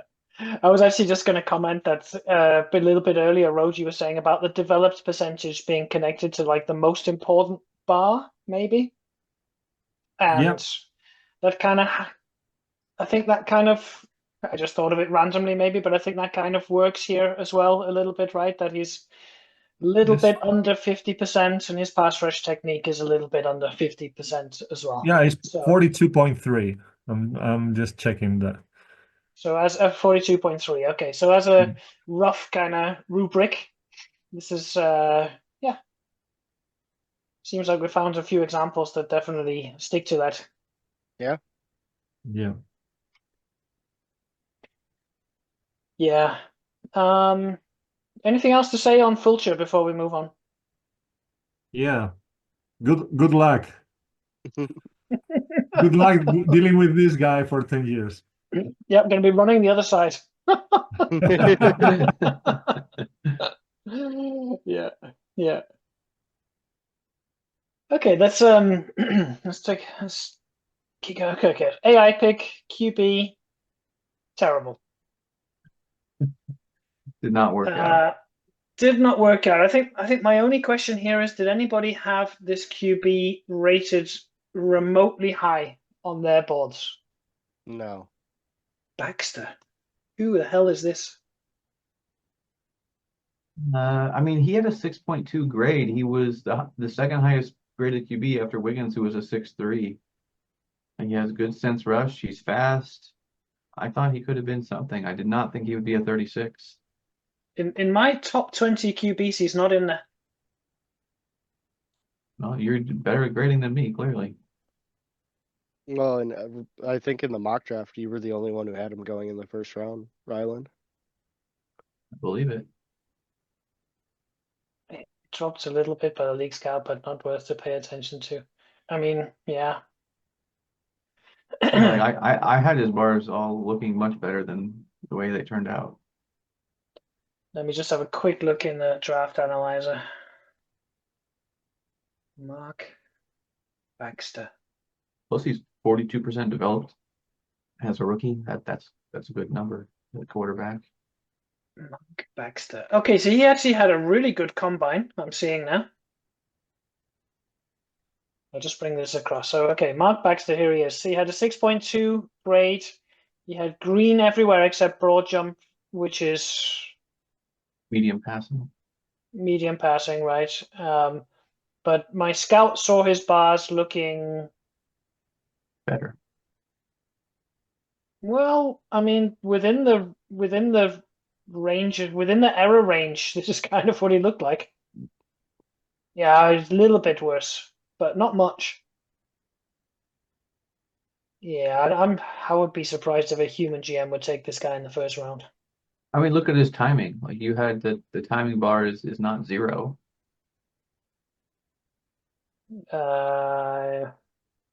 Yeah, so it's come up 16.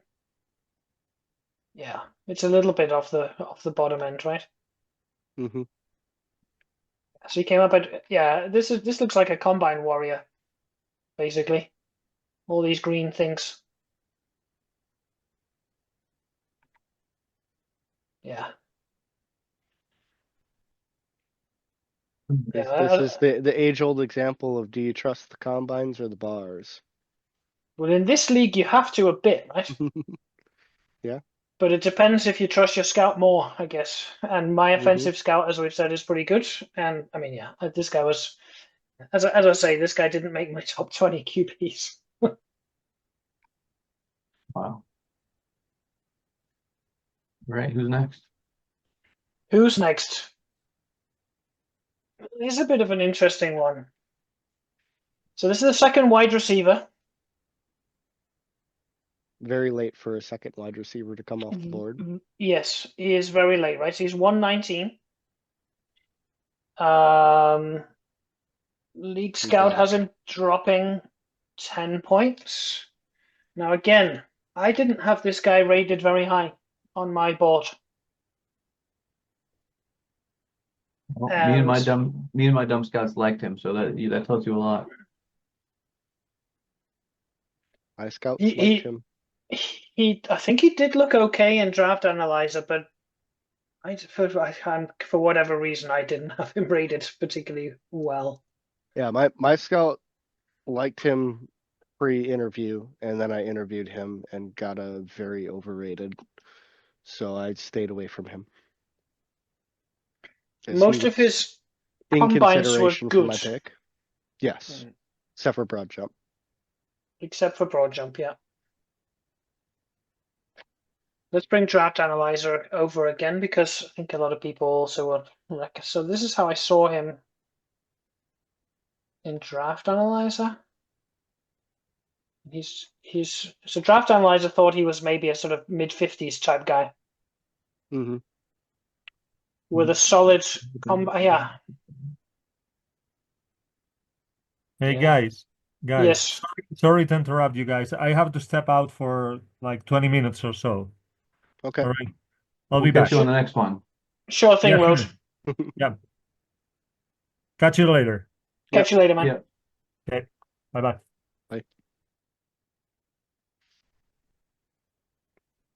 Yeah, I'm not sure. I'm not sure exactly why I had this guy. I had this guy rated the 8th best wide receiver. Well, we have said it was a kind of one obviously great receiver and a lot of useful guys. And this one was definitely in my list of useful guys, and they were all kind of close together, I would say. Yep. So just because I rated him the 8th best, he was still pretty close to like the 3rd best. Yeah, and going in before the interview process, this was my wide receiver 2 of the class. I thought his bars were very good, but not great. And, he looked very, very useful. The only reason why I steered away, like I said, was because I got that very overrated, and I don't like drafting players who have that. Yeah. Do you guys see him kind of the same as I see him now, like around a mid-40s overall? Yeah, I see one higher, so the 35 out of 45. Yeah, but I mean, but it's pretty much the same. Little bump up on a couple of I bars. see a 47, but I trust your scouts more than mine, much more. Yeah, and 44 to 47 is, it's not a big difference, right? Well, in this case, it sort of is. If your scouts are much better than mine, and we see him, a little chunk better, that probably means you're much more correct. Yeah, okay, but what I meant was, let's say he's somewhere between a 44 and a 47 rated guy, wide receiver. You hope for more at 119, I think. So I don't think there's Yeah, any doubt about that, right? No, not at no all. doubt about that. Especially when he's the second wide receiver taken in the draft. Like, you expect it to be better than this. Yeah, which is kind of a shame It's shocking. because, yeah, he's got great size. I think one of the things that scared me off was he's a purple guy. And he's very intelligent, which means that some of the solismic has gone to his intelligence rather than his route running. Hmm. It's your magic number. But again, if I look in what I saw in draft, he really has come out of the bottom Okay, end of what he could have looked like. Yeah. Yep. Yeah. Yeah, so a bit of an unfortunate selection by Montreal, I think.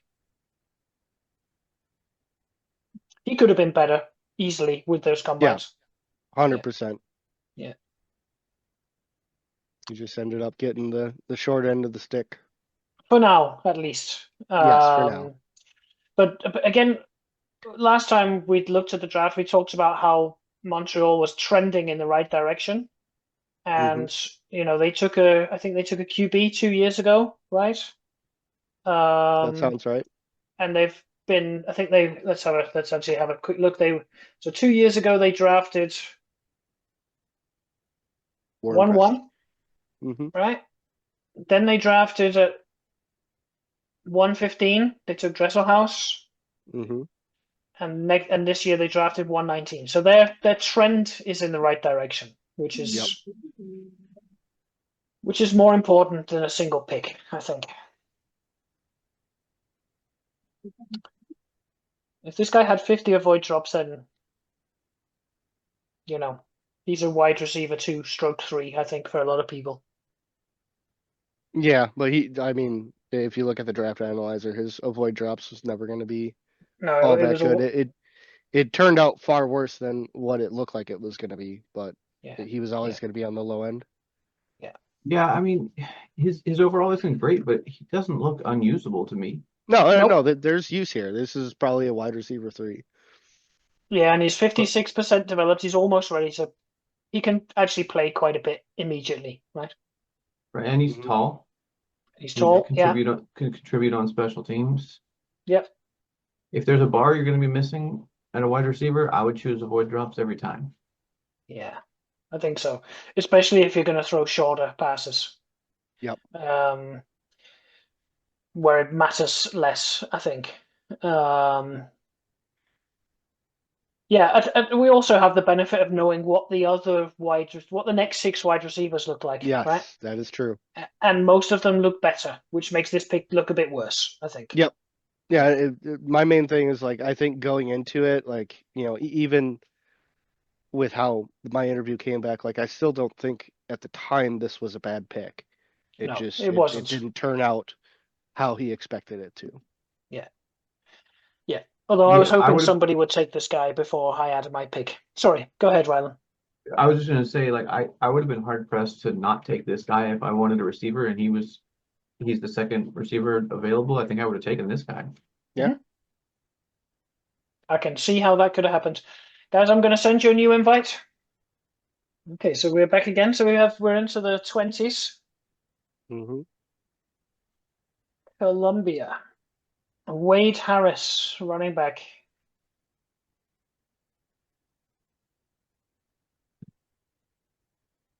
I gotta say this name seems familiar, which means I think I looked at him for some reason, but I can't remember a lot about this guy in terms of my evaluation of him. Did this guy stand out to anybody? No, we did not have him No. going in the first round, not one of Yep. us in our Yeah. groupthink process. Yep. Right. I mean, just But having a quick, looking at him, I kind of like him. yeah, I kind of Yeah. like him too. It's one of those guys where if you had to pick 3 or 4 bars, then why not these ones, right? Yeah, Mhm. especially if you like to throw to your running back. Yeah, and I think were there any really premium running backs this year? There weren't, were there? Nope. No. So So Not a this guy single one. might even be the best. Yeah. Yeah. Yeah, I'd say this guy and then probably Sharky. This guy and Sharky, yeah, who you didn't like, but he was still the second best running back, probably that's caught our attention. Yes. Does Yeah, anybody there was know? a Go ahead, Rylan. there's a couple running backs like right around this range. It sort of just depends on preference of what you're looking for. Yep. Does anybody know what now? Yeah, I was just going to say, just relative to sort of, Colombia's overall team building, this is one of the guys that plays in Rose Division, right? We I don't don't have know. him. We're all NC guys over here. Yeah, exactly. So this could also Right. be, a good fit as well, right? hmm Yeah, he is in Rose Division. He came in second last year, 10-6. Yeah. Yeah, for example, if he's like doing a sort of running back by committee type approach or something, then this guy could be even an even better addition potentially.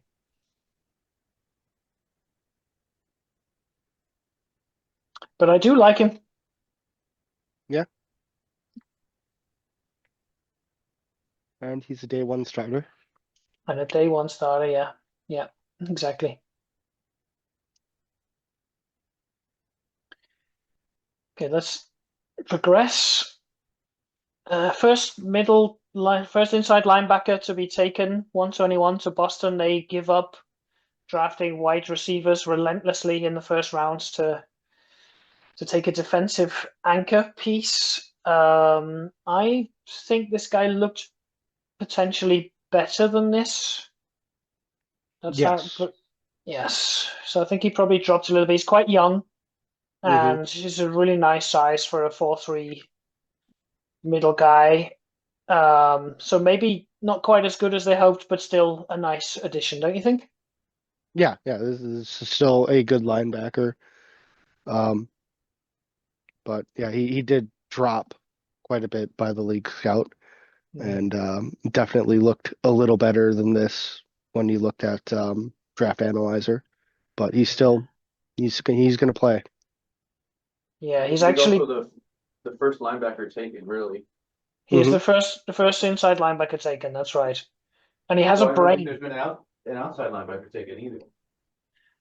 Yeah, there was Lyons was a weak side guy. That's a Um, technicality because he was always going to be a D end. yeah, okay, so not an edge type, but yeah, that's right. Yeah, He's the first linebacker, let's say. Yeah, he's going to be. Looks like he's going to be great in run defense. Maybe not quite as much as Boston hoped in the coverage, but otherwise, I not mean, I much to don't know. complain about, I think. he's still playable in coverage though. Yeah, he looks good in coverage to my eye. hmm So the two bars that he has, man, defense, and bump and run, they only come into play if you're playing one deep, I think, right? So Yeah, normally, According to the chart, but like I think you can get away with playing a linebacker that has just those two bars and it'll work. yeah. I think that's almost certainly correct, Rylan. We talked once before about seeing safeties that were man marking specialists playing really well, which goes a little bit against those kind of what coverage are they in according to the game log, but they still do the business. So yeah, maybe this guy's actually just a really good coverage backer as well. yeah, I'd see him as a three down linebacker. Yeah, yeah. He's got a bit of time to grow into those bars, so we'll see what he looks like when he's fully developed. hmm But I think in a 4-3, this is one of your sort of linchpin type positions as well. Would you Yep. agree with that? So Yeah. So I having think like like a you solid have guy like this. your edge players, your middle linebacker, and your strong safety in the 4-3 Mhm, are kind of the mhm. four positions that I really focus on. Yeah, yeah, yeah. And in that sense, he's going to be a really nice addition probably to Boston based on what we see here.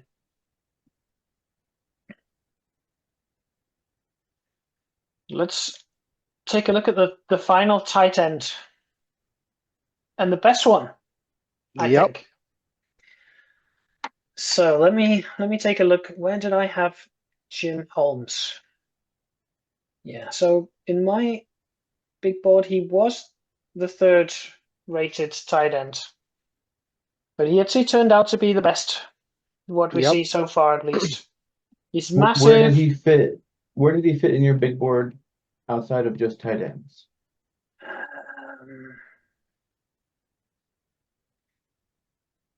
31, I had him. Again, this is rough and First round, right? rough and ready, yeah, right at the end of the first round. And my big board doesn't control for things like intelligence and scheme fit and stuff like that. But it's like just on his bars, basically, pretty much, right? Yeah. I mean, we So all missed him in the mock. I don't think any of us had him in the first. Nope, we didn't. And he's already looking like the best tight end. Yep. Yeah.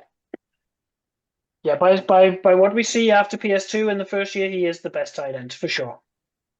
Can you throw up his draft analyzer? Yep, I will do that. Just give me a second. Jim Holmes. So he had Solar aside, pretty nice looking set of combines there. Yep. He's gone up in just about everything though, right? Yes, he pretty much across the board went up from what you see in Draft Analyzer. Yep.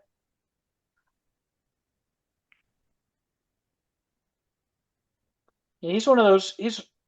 Yeah, he did. What's that 94 bar that he's got there? Courage. Yeah. Yeah, he did. He went up in some areas for sure. Mm-hmm. And that bench Did is elite. his- And he hit top end on, areas where he didn't go up. He just hit the top end of He what his just board was. top end of the bars. Yeah, that's right. So, Did his statics His- go up at all? okay, so that's his big play 52. By the way, big play 52 is pretty high for a tight end. Mhm. I think Rhodes would be able to tell us where that is on the distribution a bit better, but 50 plus is high for a tight end. And yeah, it went up 6 points. Yo. Yo. Feedback. Went up, and Hey, blocking Rose. strength went up. Let's see. So we're just looking at Jim Holmes. He's the tight end that went to Portland, Rose. And I was just saying that I think that a 52 big play is pretty high for a tight end. That bar is I quite think it is often capped low. at 77 for tight end. So that should be around 68, 70, I think. That's what the overall would look like, you mean, for that kind of big play or what? Yeah, So, if he yeah. was for a wide receiver, that would be like a 70, 67 or 68. Yeah, but for tight ends, their big play is very rarely high. Very rarely. Yeah, it is capped out at 77. Is it? Are you Okay. sure? So I see this guy as a 53. So that's basically let me check, but it is a 69 out of 100. Mm-hmm. Yeah, this guy is great. I mean, he's probably the best. He's my favorite player in this draft, I think. Oof. Well, Okay. Yeah. Why not?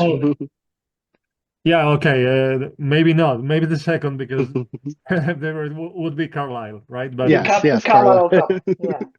Yeah. but yeah, probably second. I Are would you I sure would about take a that big play, third. Road? Sorry? Are you sure about the big play being maxed at 77? Yeah, I think so. I Oh, think my, so. Then my You got- scouts are really wrong about the tight ends I got in the third round. Okay, let's take a look. What do you have? I have 87. 87. What? I'm on the wrong team. No, Tight no, no, end. no. He's right. Yeah. So it's Guthrie. 87. That's what I see too. Yeah. I don't know, but that could be because is he a convert or not? No, he's not. No, I see an 87 too. But yeah, I heard that not long ago. And I the don't source, know. the, I the don't know source what was the. pretty reliable. Okay. I mean, I don't know what the highest that bar can get to is on a tight end, but I do know that it is.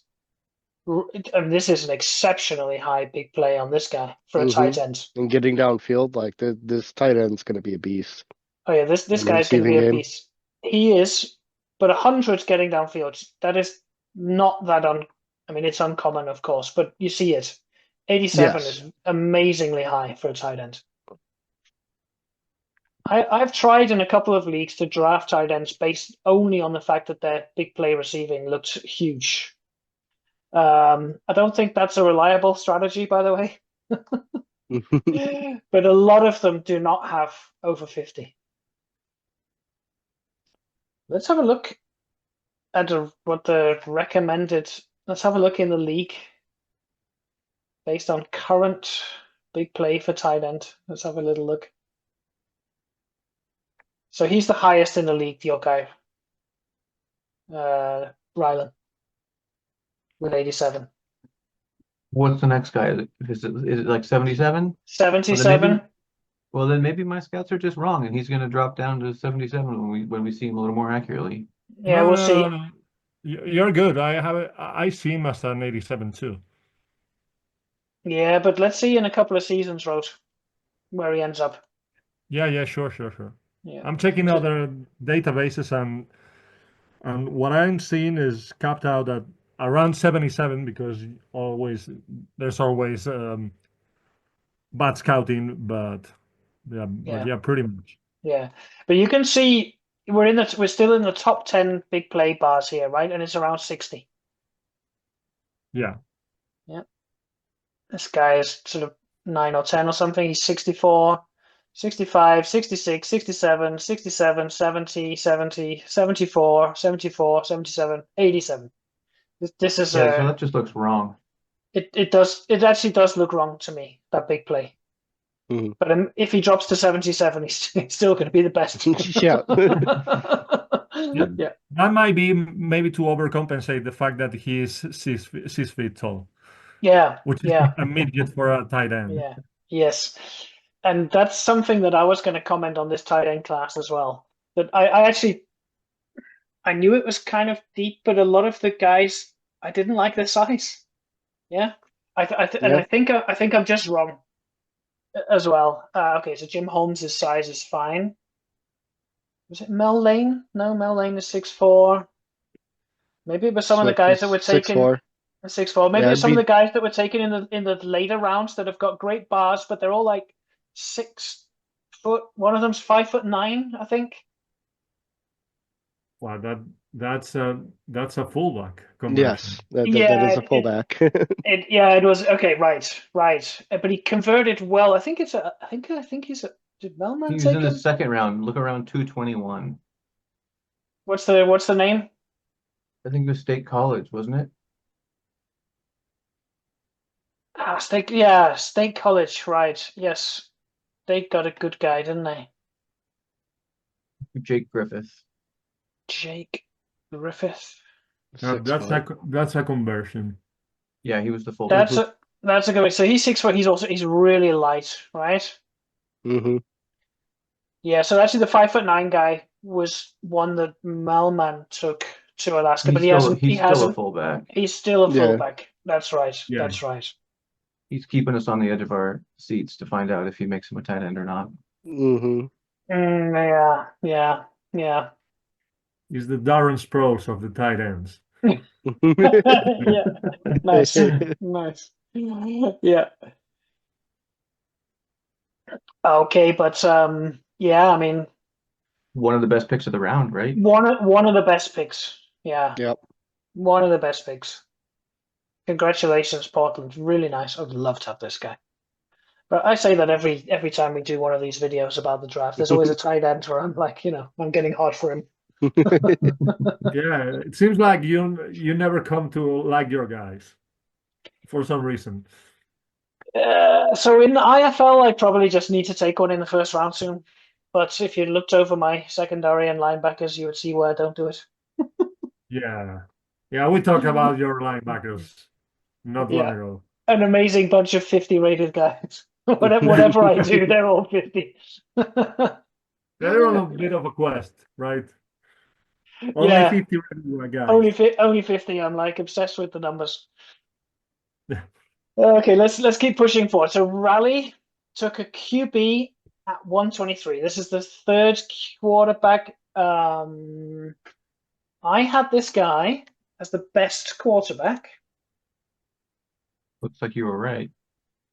but he's got 0 cents rush. So it really depends on whether you think that matters or not. Tucson, I know you probably think it doesn't, or it you have to build does. around it. It does, Yeah, but you have to build around it. You have to yeah, like, if you want to run with this guy as your quarterback, and you're going to be throwing a decent yeah, amount of times, you need to make sure that your offensive line prioritizes pass blocking. yeah. But like it works. Javier Heath does put up great stats. Like my Hmm. offense does work very well. Um, so like it can work. But it is tougher, and you have to kind of build your offense around the fact that you know your quarterback is going to get sacked. Yeah, yeah. He's got a really nice position drill, 93. Which is I think means he's going to play well probably in the first year.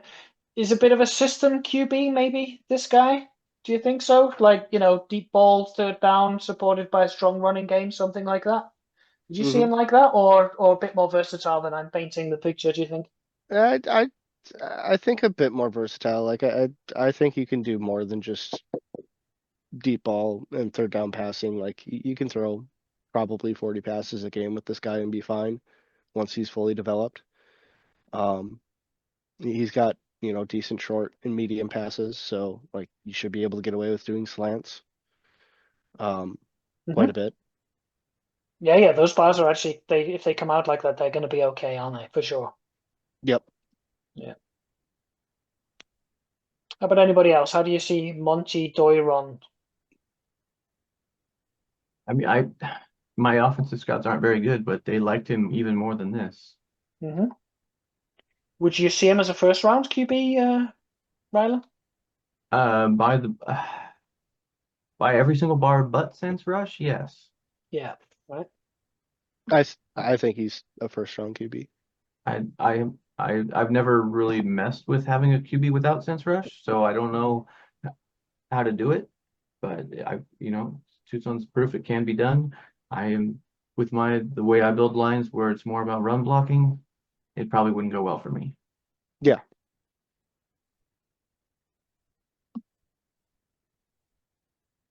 It's tough to get around 0 sense rush, especially. I mean, I couldn't. I wouldn't be able to do it with my system here. Hmm. Well, yeah, 100%. you're throwing the ball too much for it to. Yeah, yeah. This guy will get sacked like 100 times, in my opinion. I mean, maybe that's a good strategy to drain the defensive line. I don't Tire know. him out. This is a deep If game, you can get him Andy. with the scramble, yeah. And this guy is he's going to be a decent scrambler. That 4.59 and 45 scramble frequency. Mm-hmm. Should we see who's Yeah. next? We can see who's next, yeah. But yeah, I could work with this guy. I'm pretty sure of it. But the sense rush would have made me question taking him in the first, I think. Oh yeah, okay. So next, 124, Georgia, Alfredo Carlisle, cornerback. He died horribly, and that's the second year in a row that Georgia's first round pick tanked really badly. F's in the chat. Do we think he might come back up a little bit? Because I'll tell you right now, if this was a sixth round draft pick, I'd look at this guy and say he's on his way to being a 40 plus. So based off of like what we were thinking about, you look at the develop percentage versus the most important bar. Yeah, I think he could definitely come up Like the development percentage doesn't really match up to any one of those bars that he has. Yeah, that is a bit weird, isn't it? Yep. Yeah, I think in cornerbacks it is man to man. So 16 out of 30 would be a 53. Mm-hmm. Okay. So pretty much on point. But yeah, Yeah, Georgia has had terrible luck the last couple of years because they it had was, a linebacker last year. I think that the same thing happened yeah, with yeah, this that guy. guy. Yeah, I remember we talked about if you Hmm. kept him on the roster for 10 years, he maybe would get good cohesion with his run defense. But I mean, you know, that Yeah, is that's absolutely trying to find something nice to say. Yeah, that is horrible It's luck yeah. for Georgia because I don't know. I mean, this guy's combines. Let's have a look in Draft Analyzer. Just looking at the numbers, I'm not sure they look that amazing. Alfredo Carlisle, his 40 is pretty low for a start. There he yeah. is. In all fairness, I didn't Yeah. have it He definitely very doesn't look this bad. very high. No, he doesn't. He doesn't look this bad. His combines were actually okay outside of the 40, but his bars didn't look amazing. No, I I didn't expect him to turn out like this, but I didn't have him rated that high. I don't think either.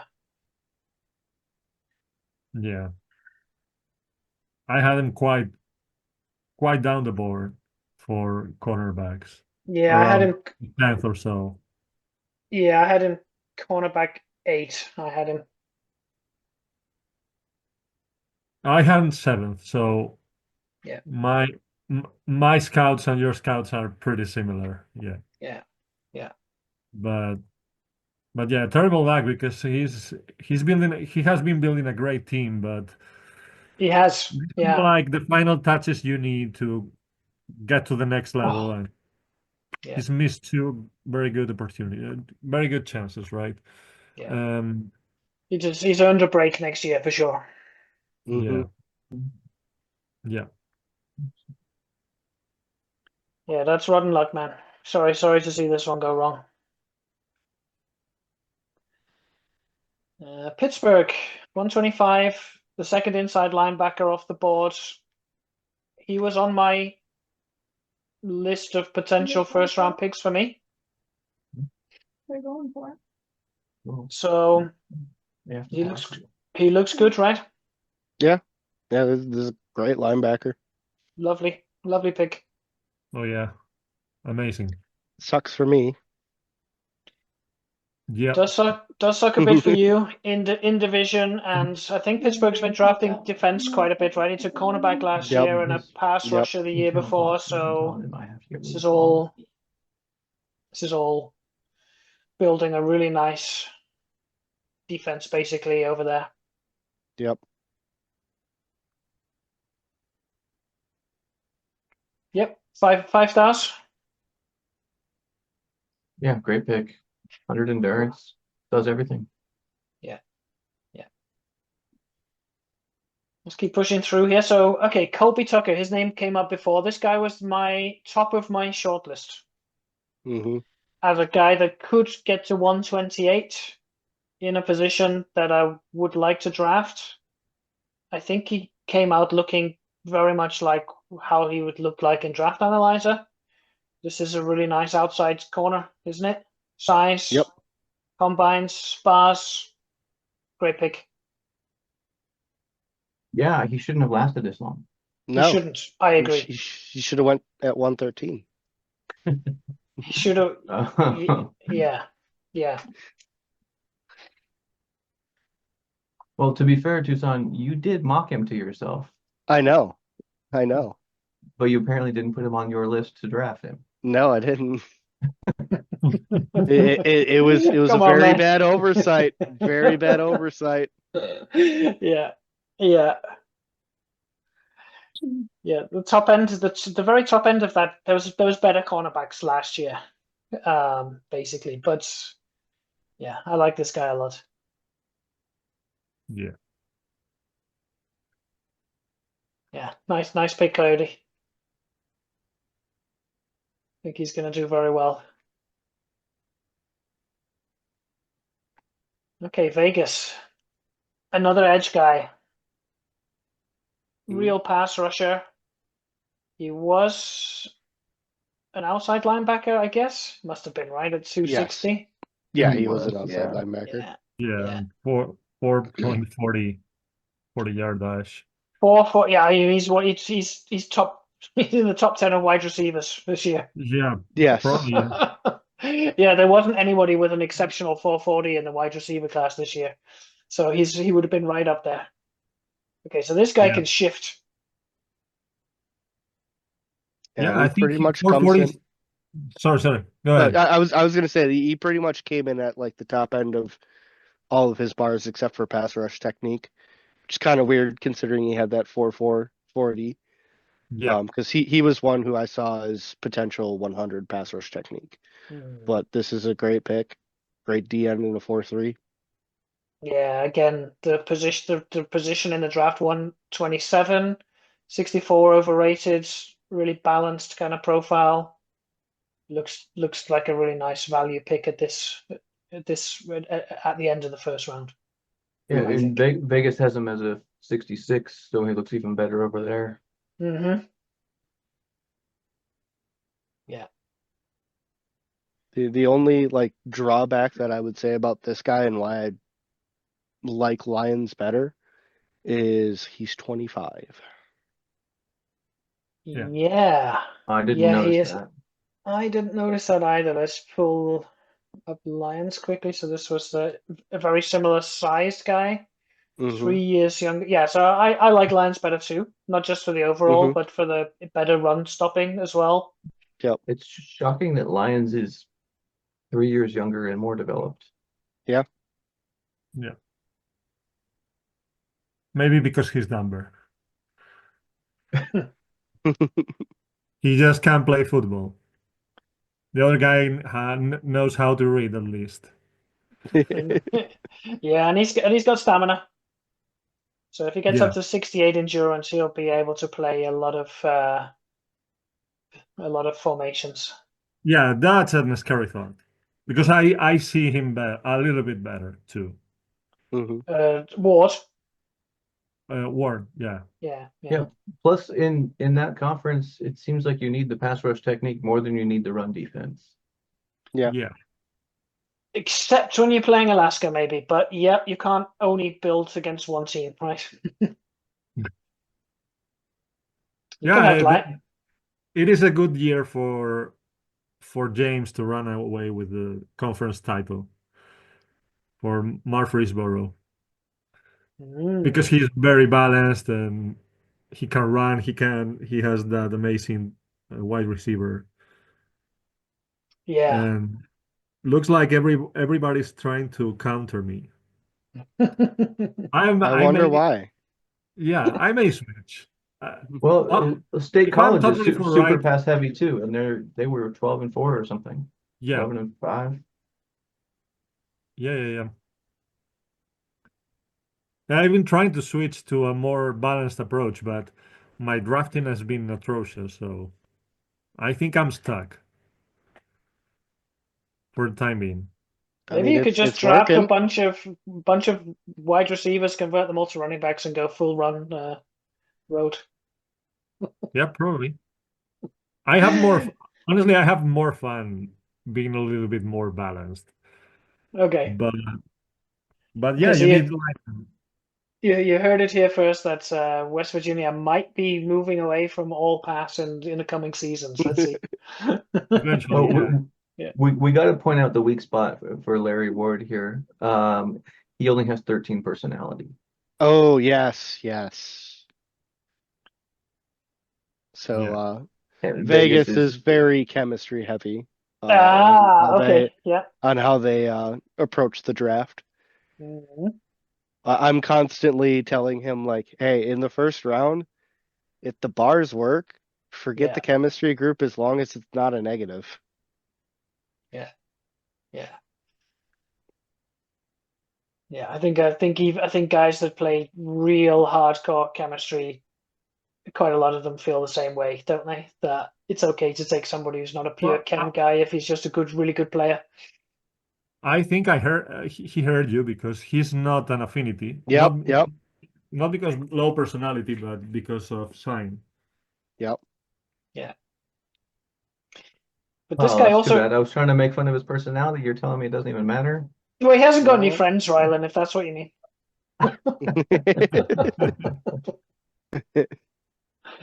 Poor old Larry. Mind you, he's in Vegas. I'm sure he can find somebody. Somebody will pretend to like him. But doesn't this show us that this was actually a really nice kind of deep draft this year? You know, a really useful edge defensive end going at 127, Mhm. and there's still good players, plenty good players left as well. So yeah, we had a Yeah, I think we had a nice bunch of guys to pick from this year. Yeah, yeah. like the way that I looked at it is like the top end talent.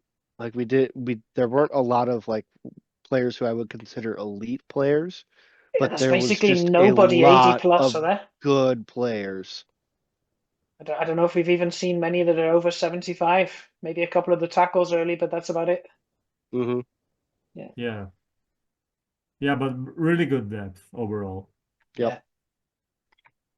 Yeah. Okay, so let's keep going here. So next, okay, it's Calgary next. That's right. This guy was my number 2 wide receiver, and he's a bit of a scheme fit for me. So that's why I wasn't chasing the highest route running bar, basically. And Hmm. he was a little bit of a danger pick in the sense that his solar was low. And even though he's in a dumb group, so he is fitting the pattern here, he's a 3 intelligence. That's actually perfect because that means that he got over 50 on the route running, which is what I wanted. Or I was hoping for 50, let's say. Hmm. But otherwise, he's basically a better version of the guy I drafted, wide receiver I drafted last year.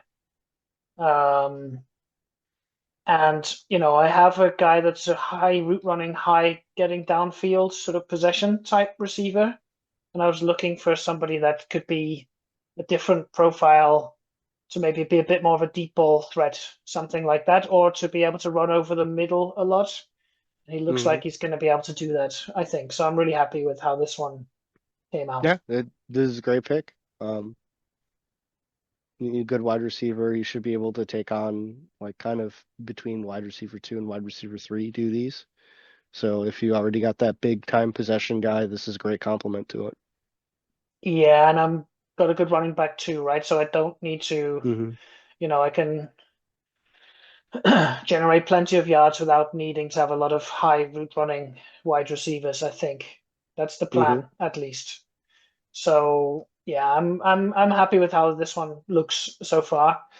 And he's also basically, I think you'll see if I show you, I've had this guy, um, Vernon Foley. He actually was picked by the previous GM in Calgary, so he's in his 13th season now.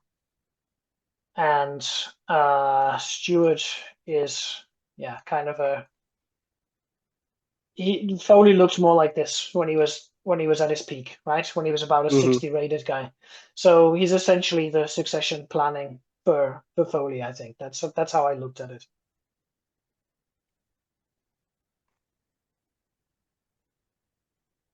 Great pick getting a guy that good this late. Hmm. Yeah, I think you can't always get a 60 rated wide receiver at 128, right? They're quite often gone by then. Can't Yep. always get one in the top 10. Yeah. You can't always get one in the top 10. That's right. Um, while we're on Wait, this, yeah, go ahead, Rylan. I think only 2 people got a 60 rated receiver in this draft. It's the guy who picked 1, 2, and you. I think Murfreesburg got one in the second round. Oh, is that right? This one? Curtis. Yep. I see him as a 62. Okay. Stanford. So yeah, this is one that Murfreesburg picked up at 129. That's very impressive. Yeah, That's huge value. And he's 21. and he's 21. Yeah. No, I told you Did that you Stewart consider was. this guy? I didn't think he was going to be this good. If I had thought he was going to be this good, then I might have taken him at 128 instead, to be honest. But I didn't think he was going to be as good as that. I thought he was going to be good. Let's have a little look again on my big board. So I had Kennedy as the 6th receiver overall, and very closely. I thought he was basically going to be about the same as Hancock and Maloney that went in the first round. So let's actually get those guys up now while we're looking at wide receivers. So this was Hancock went to San Antonio, 131, and then Rhodes, you took Maloney at 132. Oh, I'm sorry. Let me just repair that. Hancock and Maloney. So this is the one that Rowe took. I think Maloney was the other guy that I considered at this position, but to kind of, like I say, I wasn't really obsessed with that route running bar over the others. Yeah.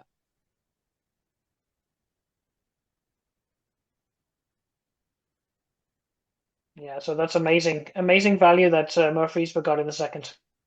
Mm-hmm. We're just about to run out of time, so for these last couple of picks, I think we need to switch to one more call. Yeah. Recording in progress. There we go. So the last sprint to cover the last couple of guys here. Should we just do them in draft order? I was getting a bit messed up with those windows open last time. Let's just go over them in the order. Okay, but I think anything more to say about Brian Stewart just quickly before we move on? I talked about him at length. We covered it. I think we covered it. So Murfreesboro, they got an amazing wide receiver in draft 2. They also picked up an amazing guard in the first round. Did they not? Yeah, he's dumb. He's dumb. He's dumb. And for those who worry about endurance, that 30, 31, about 30, that you see is a little bit worrisome. But I'm always the believer that it's nice to have endurance, but if you don't, I'd care more about the other bars. Yeah, and I think they like to pass, don't they? So his bar distribution looks pretty perfect, I think. Yep. I think he runs more than he passes. Is that right? Okay. I think so.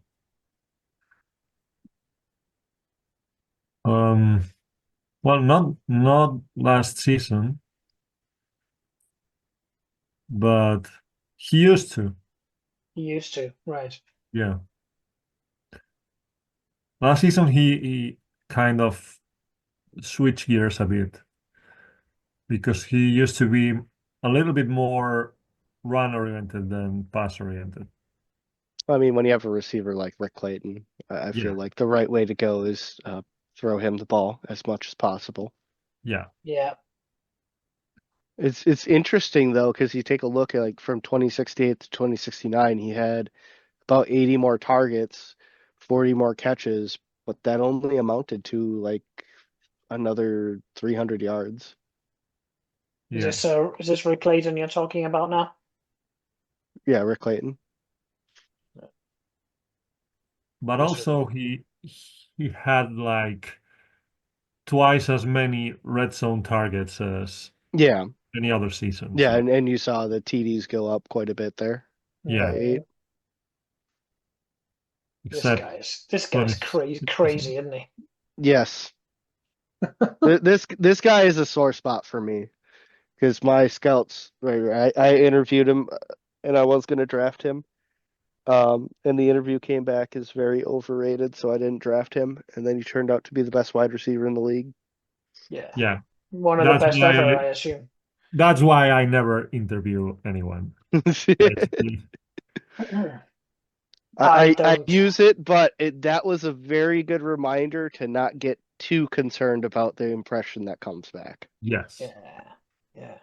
You know what? I interviewed guys around when we're getting to like early free agency, round 10 to 12 or whatever. I just interview a few guys that I think might not get drafted. I don't really bother for the first round anymore. Yeah, I usually use like I'd say about 8 to 9 interviews on first round targets, and then I save the rest for guys who I think will go undrafted. Yeah. Anyway, we're not talking about Rick Clayton. That's true. I was just getting all dreamy about him. Yeah, but yeah, 75 rated guard, 129. Nicely done. It was a great value pick. Yeah. Just a quick question for you offensive line masters out there. 6'2", that's okay, isn't it? For a guard? Well, I wouldn't call myself an offensive line master. I'm waiting for Rylan to unmute and chime in here. Yeah, I think both. I think both are waiting for Ryland. Yeah. I wouldn't mind 6'2". I'm sure I've taken even shorter. Yeah. Okay. I know you like a sort of BMI as a rubric with these things as well. Yeah, it's probably fine. 130. Oh yeah, this was the pick that should have been Vancouver's. And in a class where there was quite a bit of defensive back talent, this guy was not it, really, was he? No. He didn't turn out that way anyway. Yeah, I mean, I don't mind the move, but it was a problem of talent assessment, right? More than and targeting needs instead of going BPA. Yeah, and you said earlier that his defensive scout is really pretty weak as well, right? So he Yeah, thought that Fulcher was a 60 rated guy, and he probably yeah. saw Hanks quite a bit better than this. I think he said he saw Hanks as a 57 or 55 or something like that. Yeah, that's kind of what the league scout thought. Yeah. And I mean, so like, and he's kept him as a strong safety. So it's like you look at some of the guys who went off the board in the second round. The Trey Thomason, who I converted to corner, would have been a better bar profile. And then Casey Searsley, Yeah, however whatever you the want to hell that pronounce guy's that, name is. that guy Yeah, is was the best safety in the draft, yeah, this one. on the board. That Yeah, so it's like there were a couple of better options. yeah, And you have to wonder if because of his defensive scout not being all that great, if yeah, they didn't look as good for whatever reason, and that's why he went with Hanks. yeah. Did you guys not like the combines on Hanks? I like his Four I like three his 40. safety. I Yeah, mean, yeah, that's special. He's got huge bench press. He's got a good enough agility. Broad jump position drill. Like he was one of the best combines in the class to me. Okay, so this guy that went to Houston in the second round, I can tell you that if Stewart had been drafted, this was the next guy on my short list. So I definitely saw him better. But let's have a look at how we saw Hanks with better scouting. Because I do agree with you, Rylan. His combines looked good. That's right. I think it was top 6. Okay. Yeah. 8. Yeah, could be for sure. 7th. Sorry, 7th.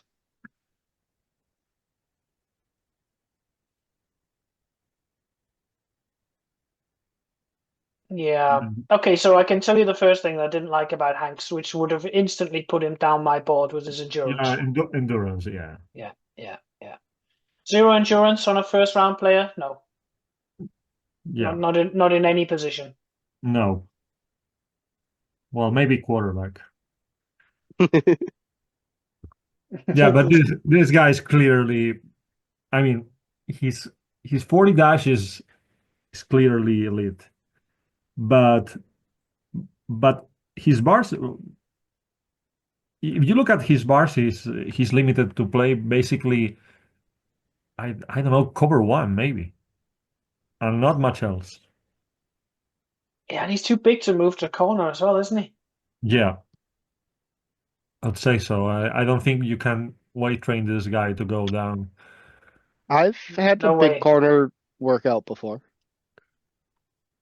I will say it's I probably wouldn't recommend it. It was something that I did when I had a lot less experience with the game.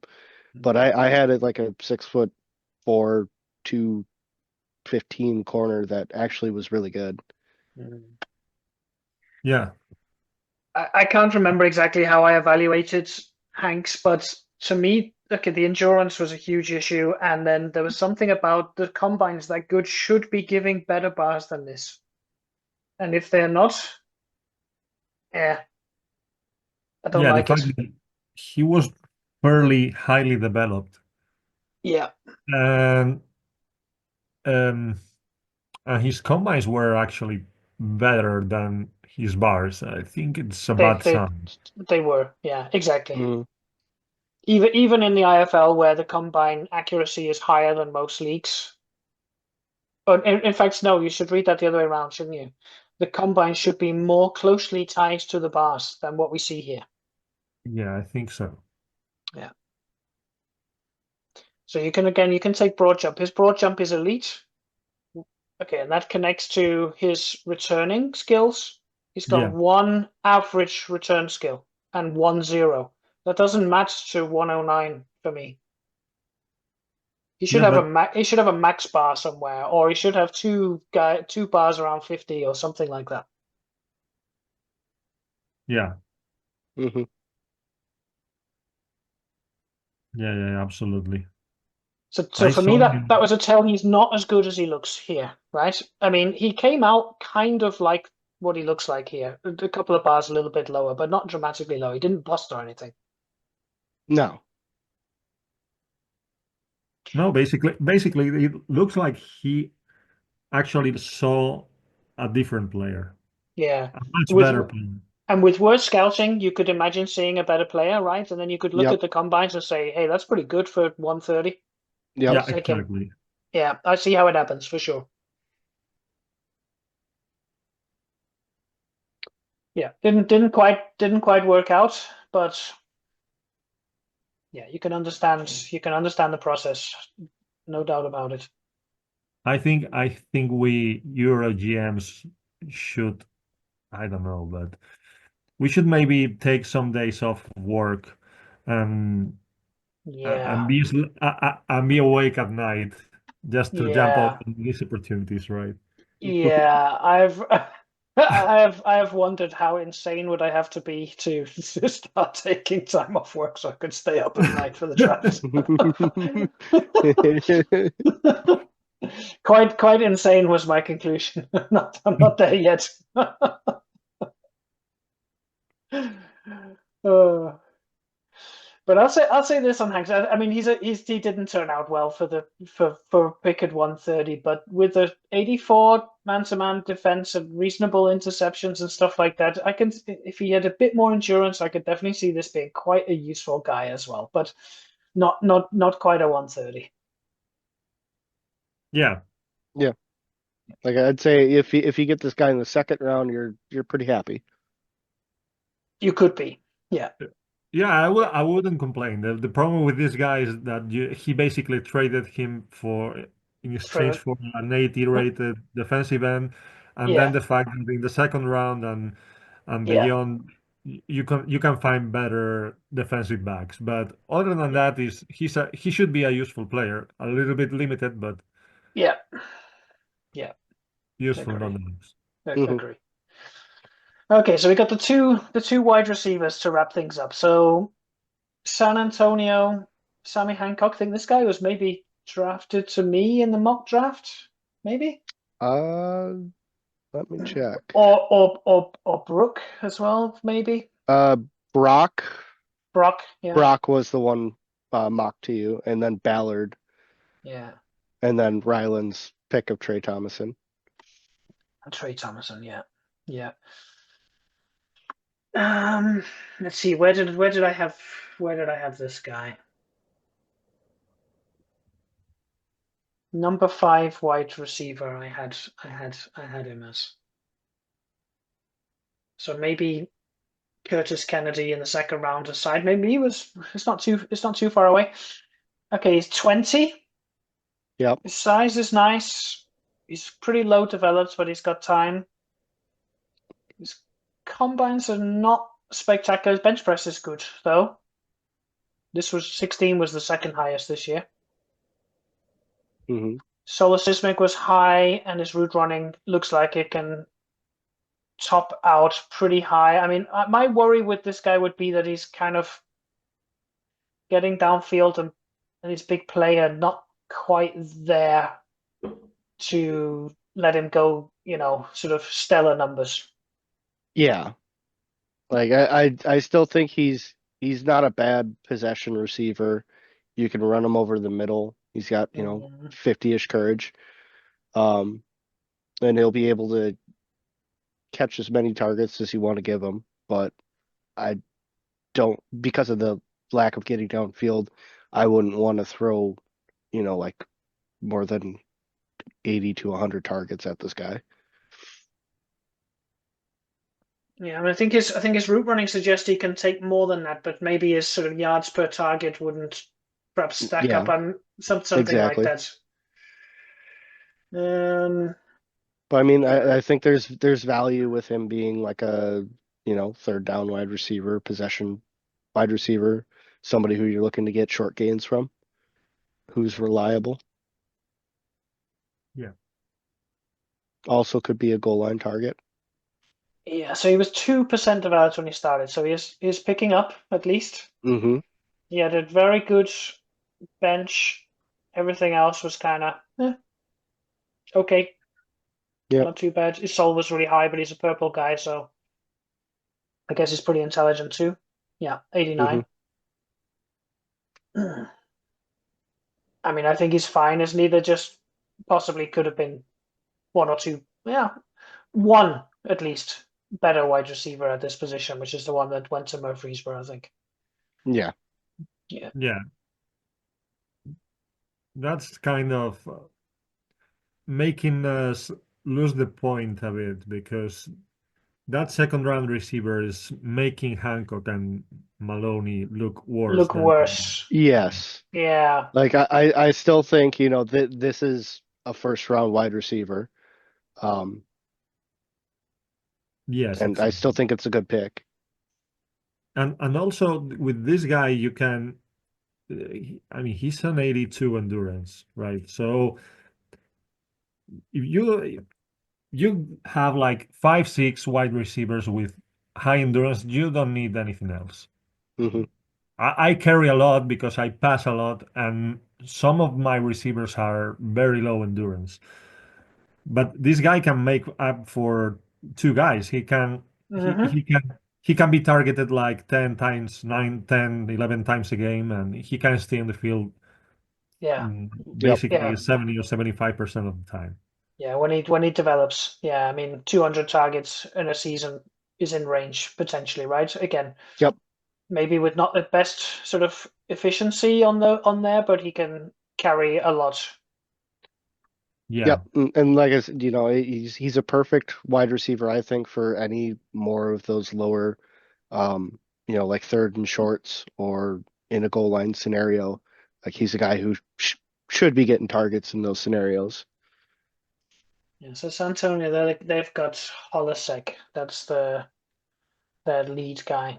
Hmm. Yeah, that's his, I would say, productive guy. Hmm. Yeah. So I mean, this is a good complement to that. Yeah. I mean, I don't know if they're gonna Mm, click eventually because Polacek is 29 and Sammy Hancock is really lowly developed. yeah. But He's gonna be 24 before he gets near to 100%, I guess. yeah, Starts depending and so on. Yeah. And they got Corbett, he's 27. So he's coming into this guy's not too different profile actually, right? yeah, He's a bit Hmm. smaller. It's Better otherwise getting fairly downfield. similar. Oh, they hardly used him last year. Was he injured? No. Okay.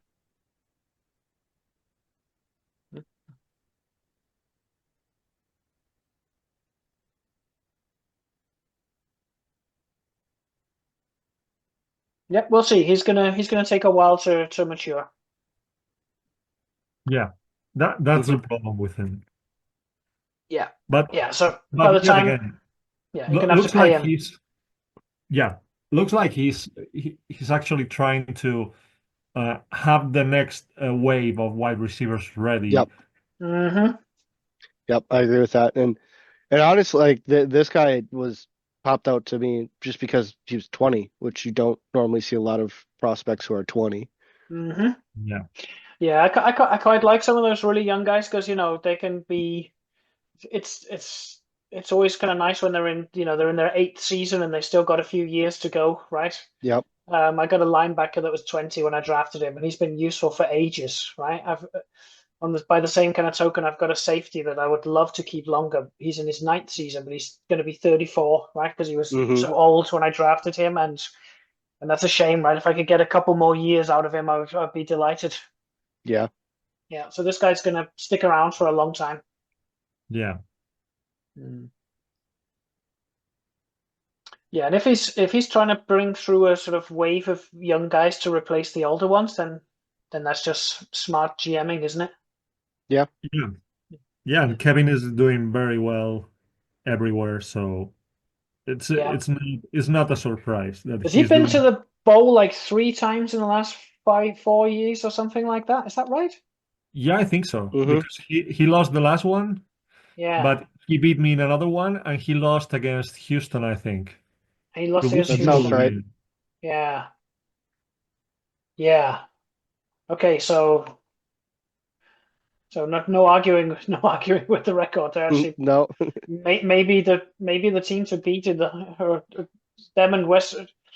Yeah, them in New Road and New Ryland, the three teams with by far the best record over the last 4 or 5 years, it looks like. I don't know. San Antonio is doing very well. I don't know exactly the last 5 years or so. Um, in the last 5 years, yeah. Uh, let's see. Didn't he have like one down year in the last five, and then the other four were great? San Antonio, you mean? Yeah. Yeah, that's probably right. Yeah. Yeah, so for 3 bowls in the last 4 years, 3 bowl games and 1 win. Yeah. Yeah, he missed the playoffs in 2068 after winning the bowl, and then he came back to the bowl last season. Yeah, I Hmm. mean, It's it's can be three bowl appearances in 4 years. So so that's amazing, amazing yeah, consistency. Yeah. yeah, exactly. And also, like switching a little bit his his playing style because he had that amazing running back, and Yep. he's like, uh, I think he's dying a little bit. Well, he definitely died this off season. Oh, Tresca. Yeah. Yeah. Well, let's see. I think it is a very underrated division, Hmm. the NFC South. Yeah, with Tijuana and Georgia as well, right? All getting Yep. sort of double figures type wins most seasons. Yeah. And now they have Southie, who is, in my opinion, one of the probably one of the top drafters around. Hmm. So, So we're the- looking to it's McAllen, right? yeah, So they'll be closing the gap, we think. yeah. Yeah, It's going to be a bloodbath division. good. Somebody else can have some. Yeah. No, no. The NC is already a bloodbath conference. We don't need any more. Yeah, I agree. Yeah, yeah. Yeah, we're kind of living a good life in the AFC. Yeah. It's almost always the same handful of teams. Same faces. Yeah. Let's take a look at the last guy then. So this is your pick, Rhodes. Congratulations on winning the bowl, by the way. Don't think we Oh, got thank to you. Yep. say that before. So yeah, Thank nice you. job, man. You've been close a couple of times, and obviously you've been, building your team in a really specific style and everything. And I think a lot of people were happy to see you get that one over the line. So yeah, awesome job. And your Thank you. reward was to pick 132, and you took Dwayne Maloney. So what were you looking for here? What did you like? How do you Uh, feel about how it turned out? Okay, it's funny because I talked to Rylan like a few days ago during where when we were still in the top 10, I think.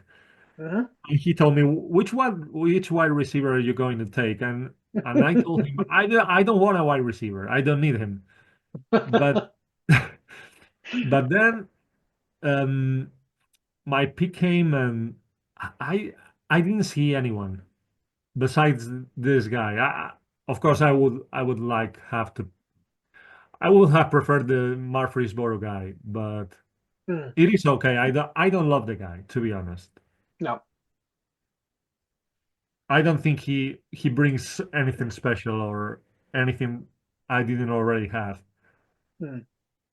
So um it's kind of repeating cards or whatever. Yeah.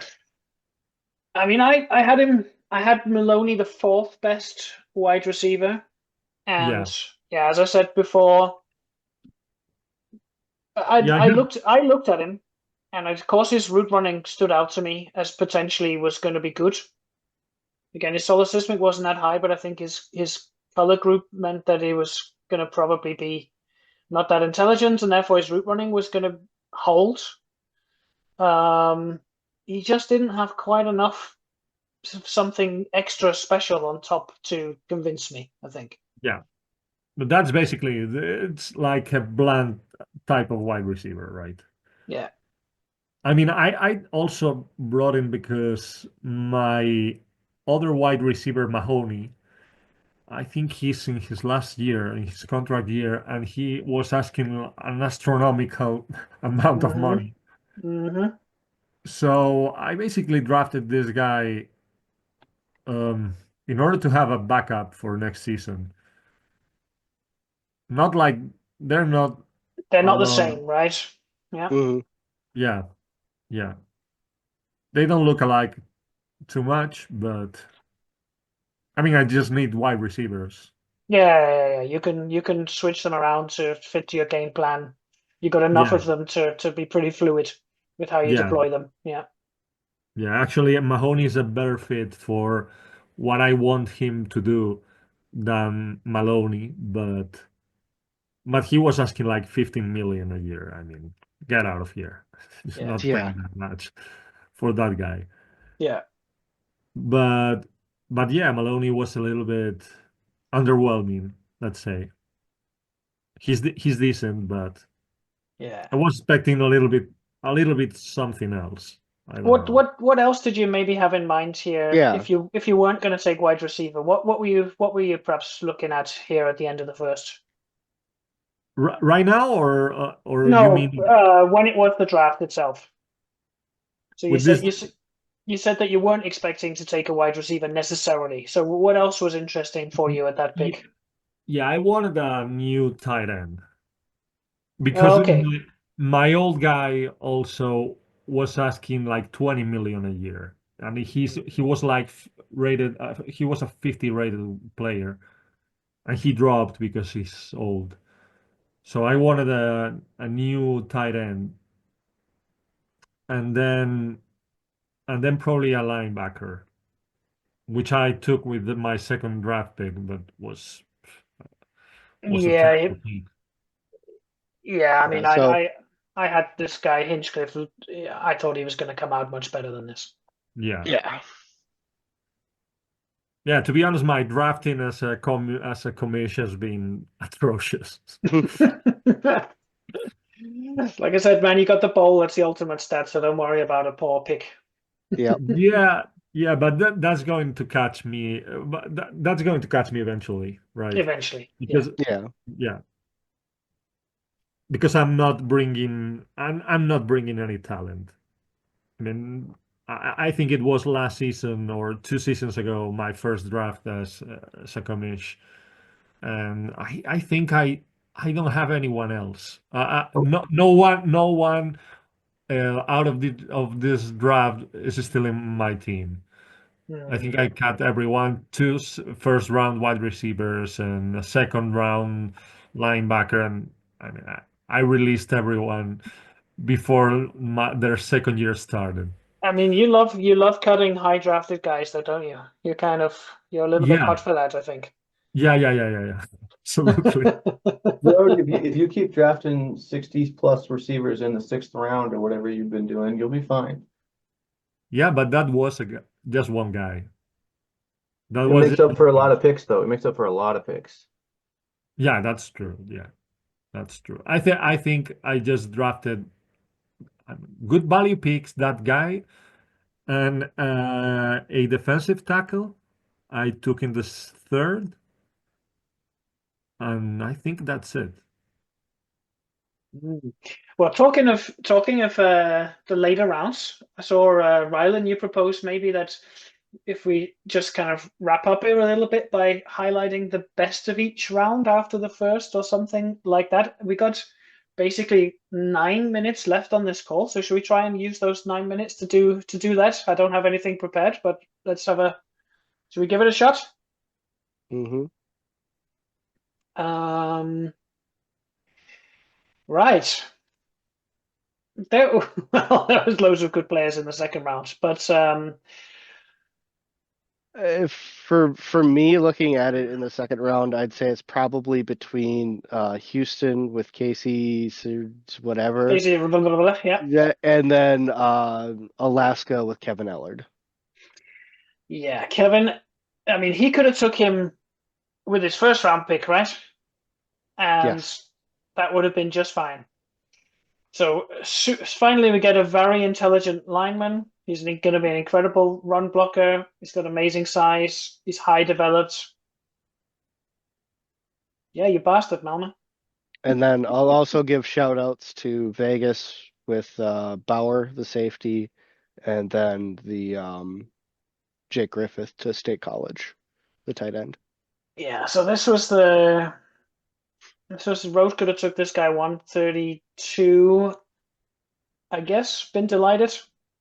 Yeah, I hate small tight ends. Small tight ends, yeah. Yeah, Yeah. That's the one, yeah. Yeah. Yeah. it's a red line for me. I'm probably wrong. I mean, I'm wrong for sure, but Yeah. that's one of the Yeah. things I can't see. I can see having on my roster, like a red flag guy or a conflict. I'm wrong. I know I'm wrong, and it's Well, I think there's terrific. always outliers, but it's more often than not you would expect a short tight end to not produce up to their bar level. I'll show you a red flag guy. Yeah, He can walk around and wave his flag all day long. I don't care. no.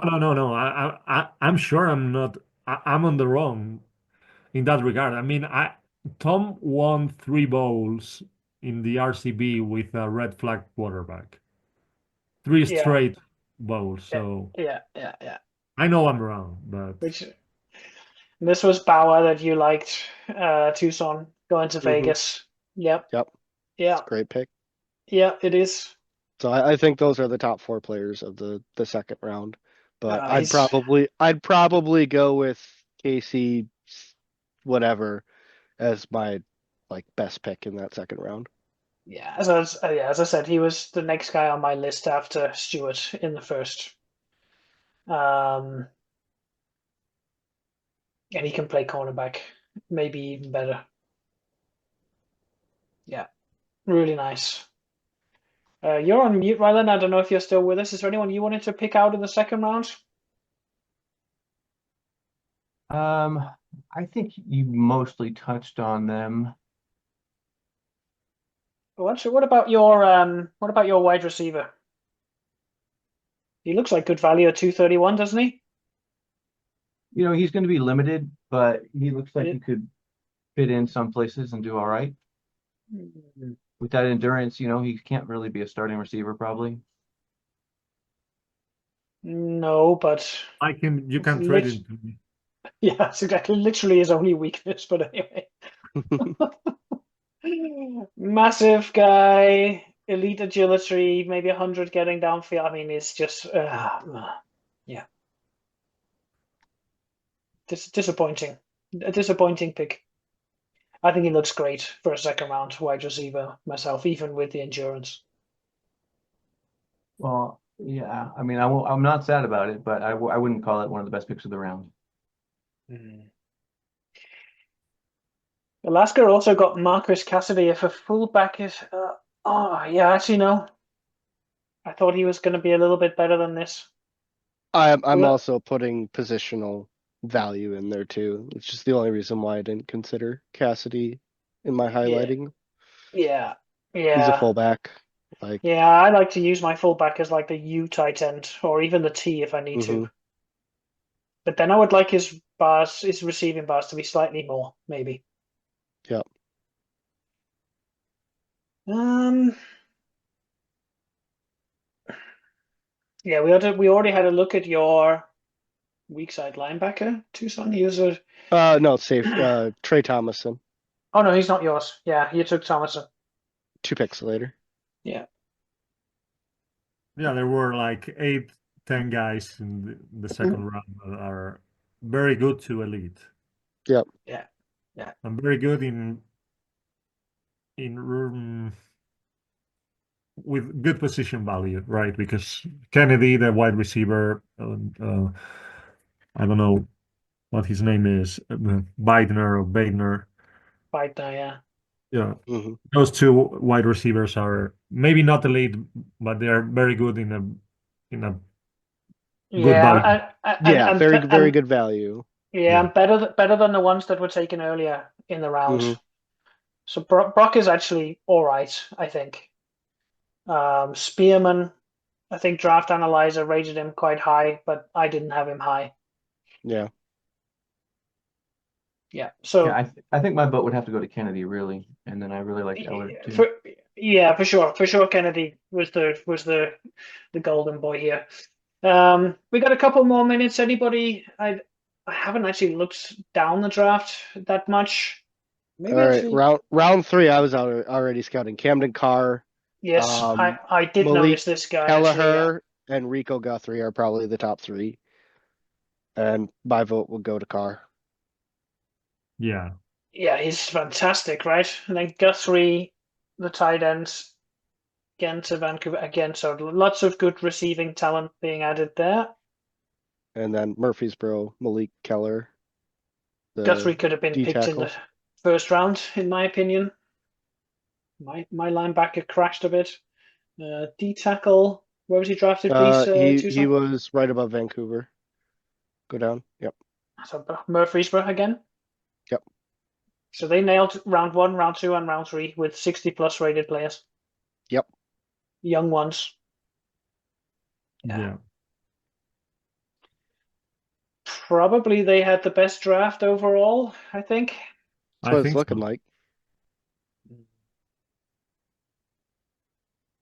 Yeah. This guy skipped. I didn't pick up on this guy. He could have been in play for me in the second round, to be honest, if I'd known what he was going to look like. hmm The League Scout reckons he came out. He hasn't really changed. No, I had him as the second best defensive tackle, and the best was the guy who busted in the first round, the guy with no dash. Yeah, So I had this guy quite. I didn't have him that high, but I think that's just my mistake. Yeah, would have loved to get a bit of that. yeah, We also said that Los Angeles has been picking up good secondary players in previous drafts. Here is another one, amazingly good. Yep. yeah, this guy's it's insane. Yep. He's damned, of course, because this is a damned Yeah, draft. Yeah, Yeah. because you can't have everything. yeah, Yeah, This year you can have bars, but not intelligence. but you can't have brains. absolutely not. Yeah. So guys, we're just about to move into the last minute. So I think let's actually wrap it up with round three because I wanted to have time to say thanks to all the GMs who've taken part in the Secret Santa. I'm really amazed at how many people actually have been willing to take part, and I think it's just been everyone's done a fantastic job. So thanks to everybody who participated, and thanks to you, Rhodes, Tucson, and Ryland for joining in for draft chat again.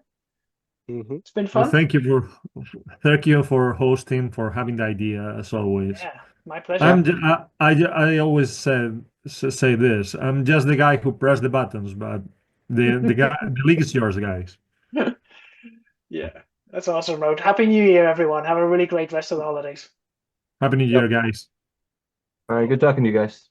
Yeah, take care. Take care. Thanks a lot. Yeah. Take care. Thank you. Bye bye. Bye. Bye bye.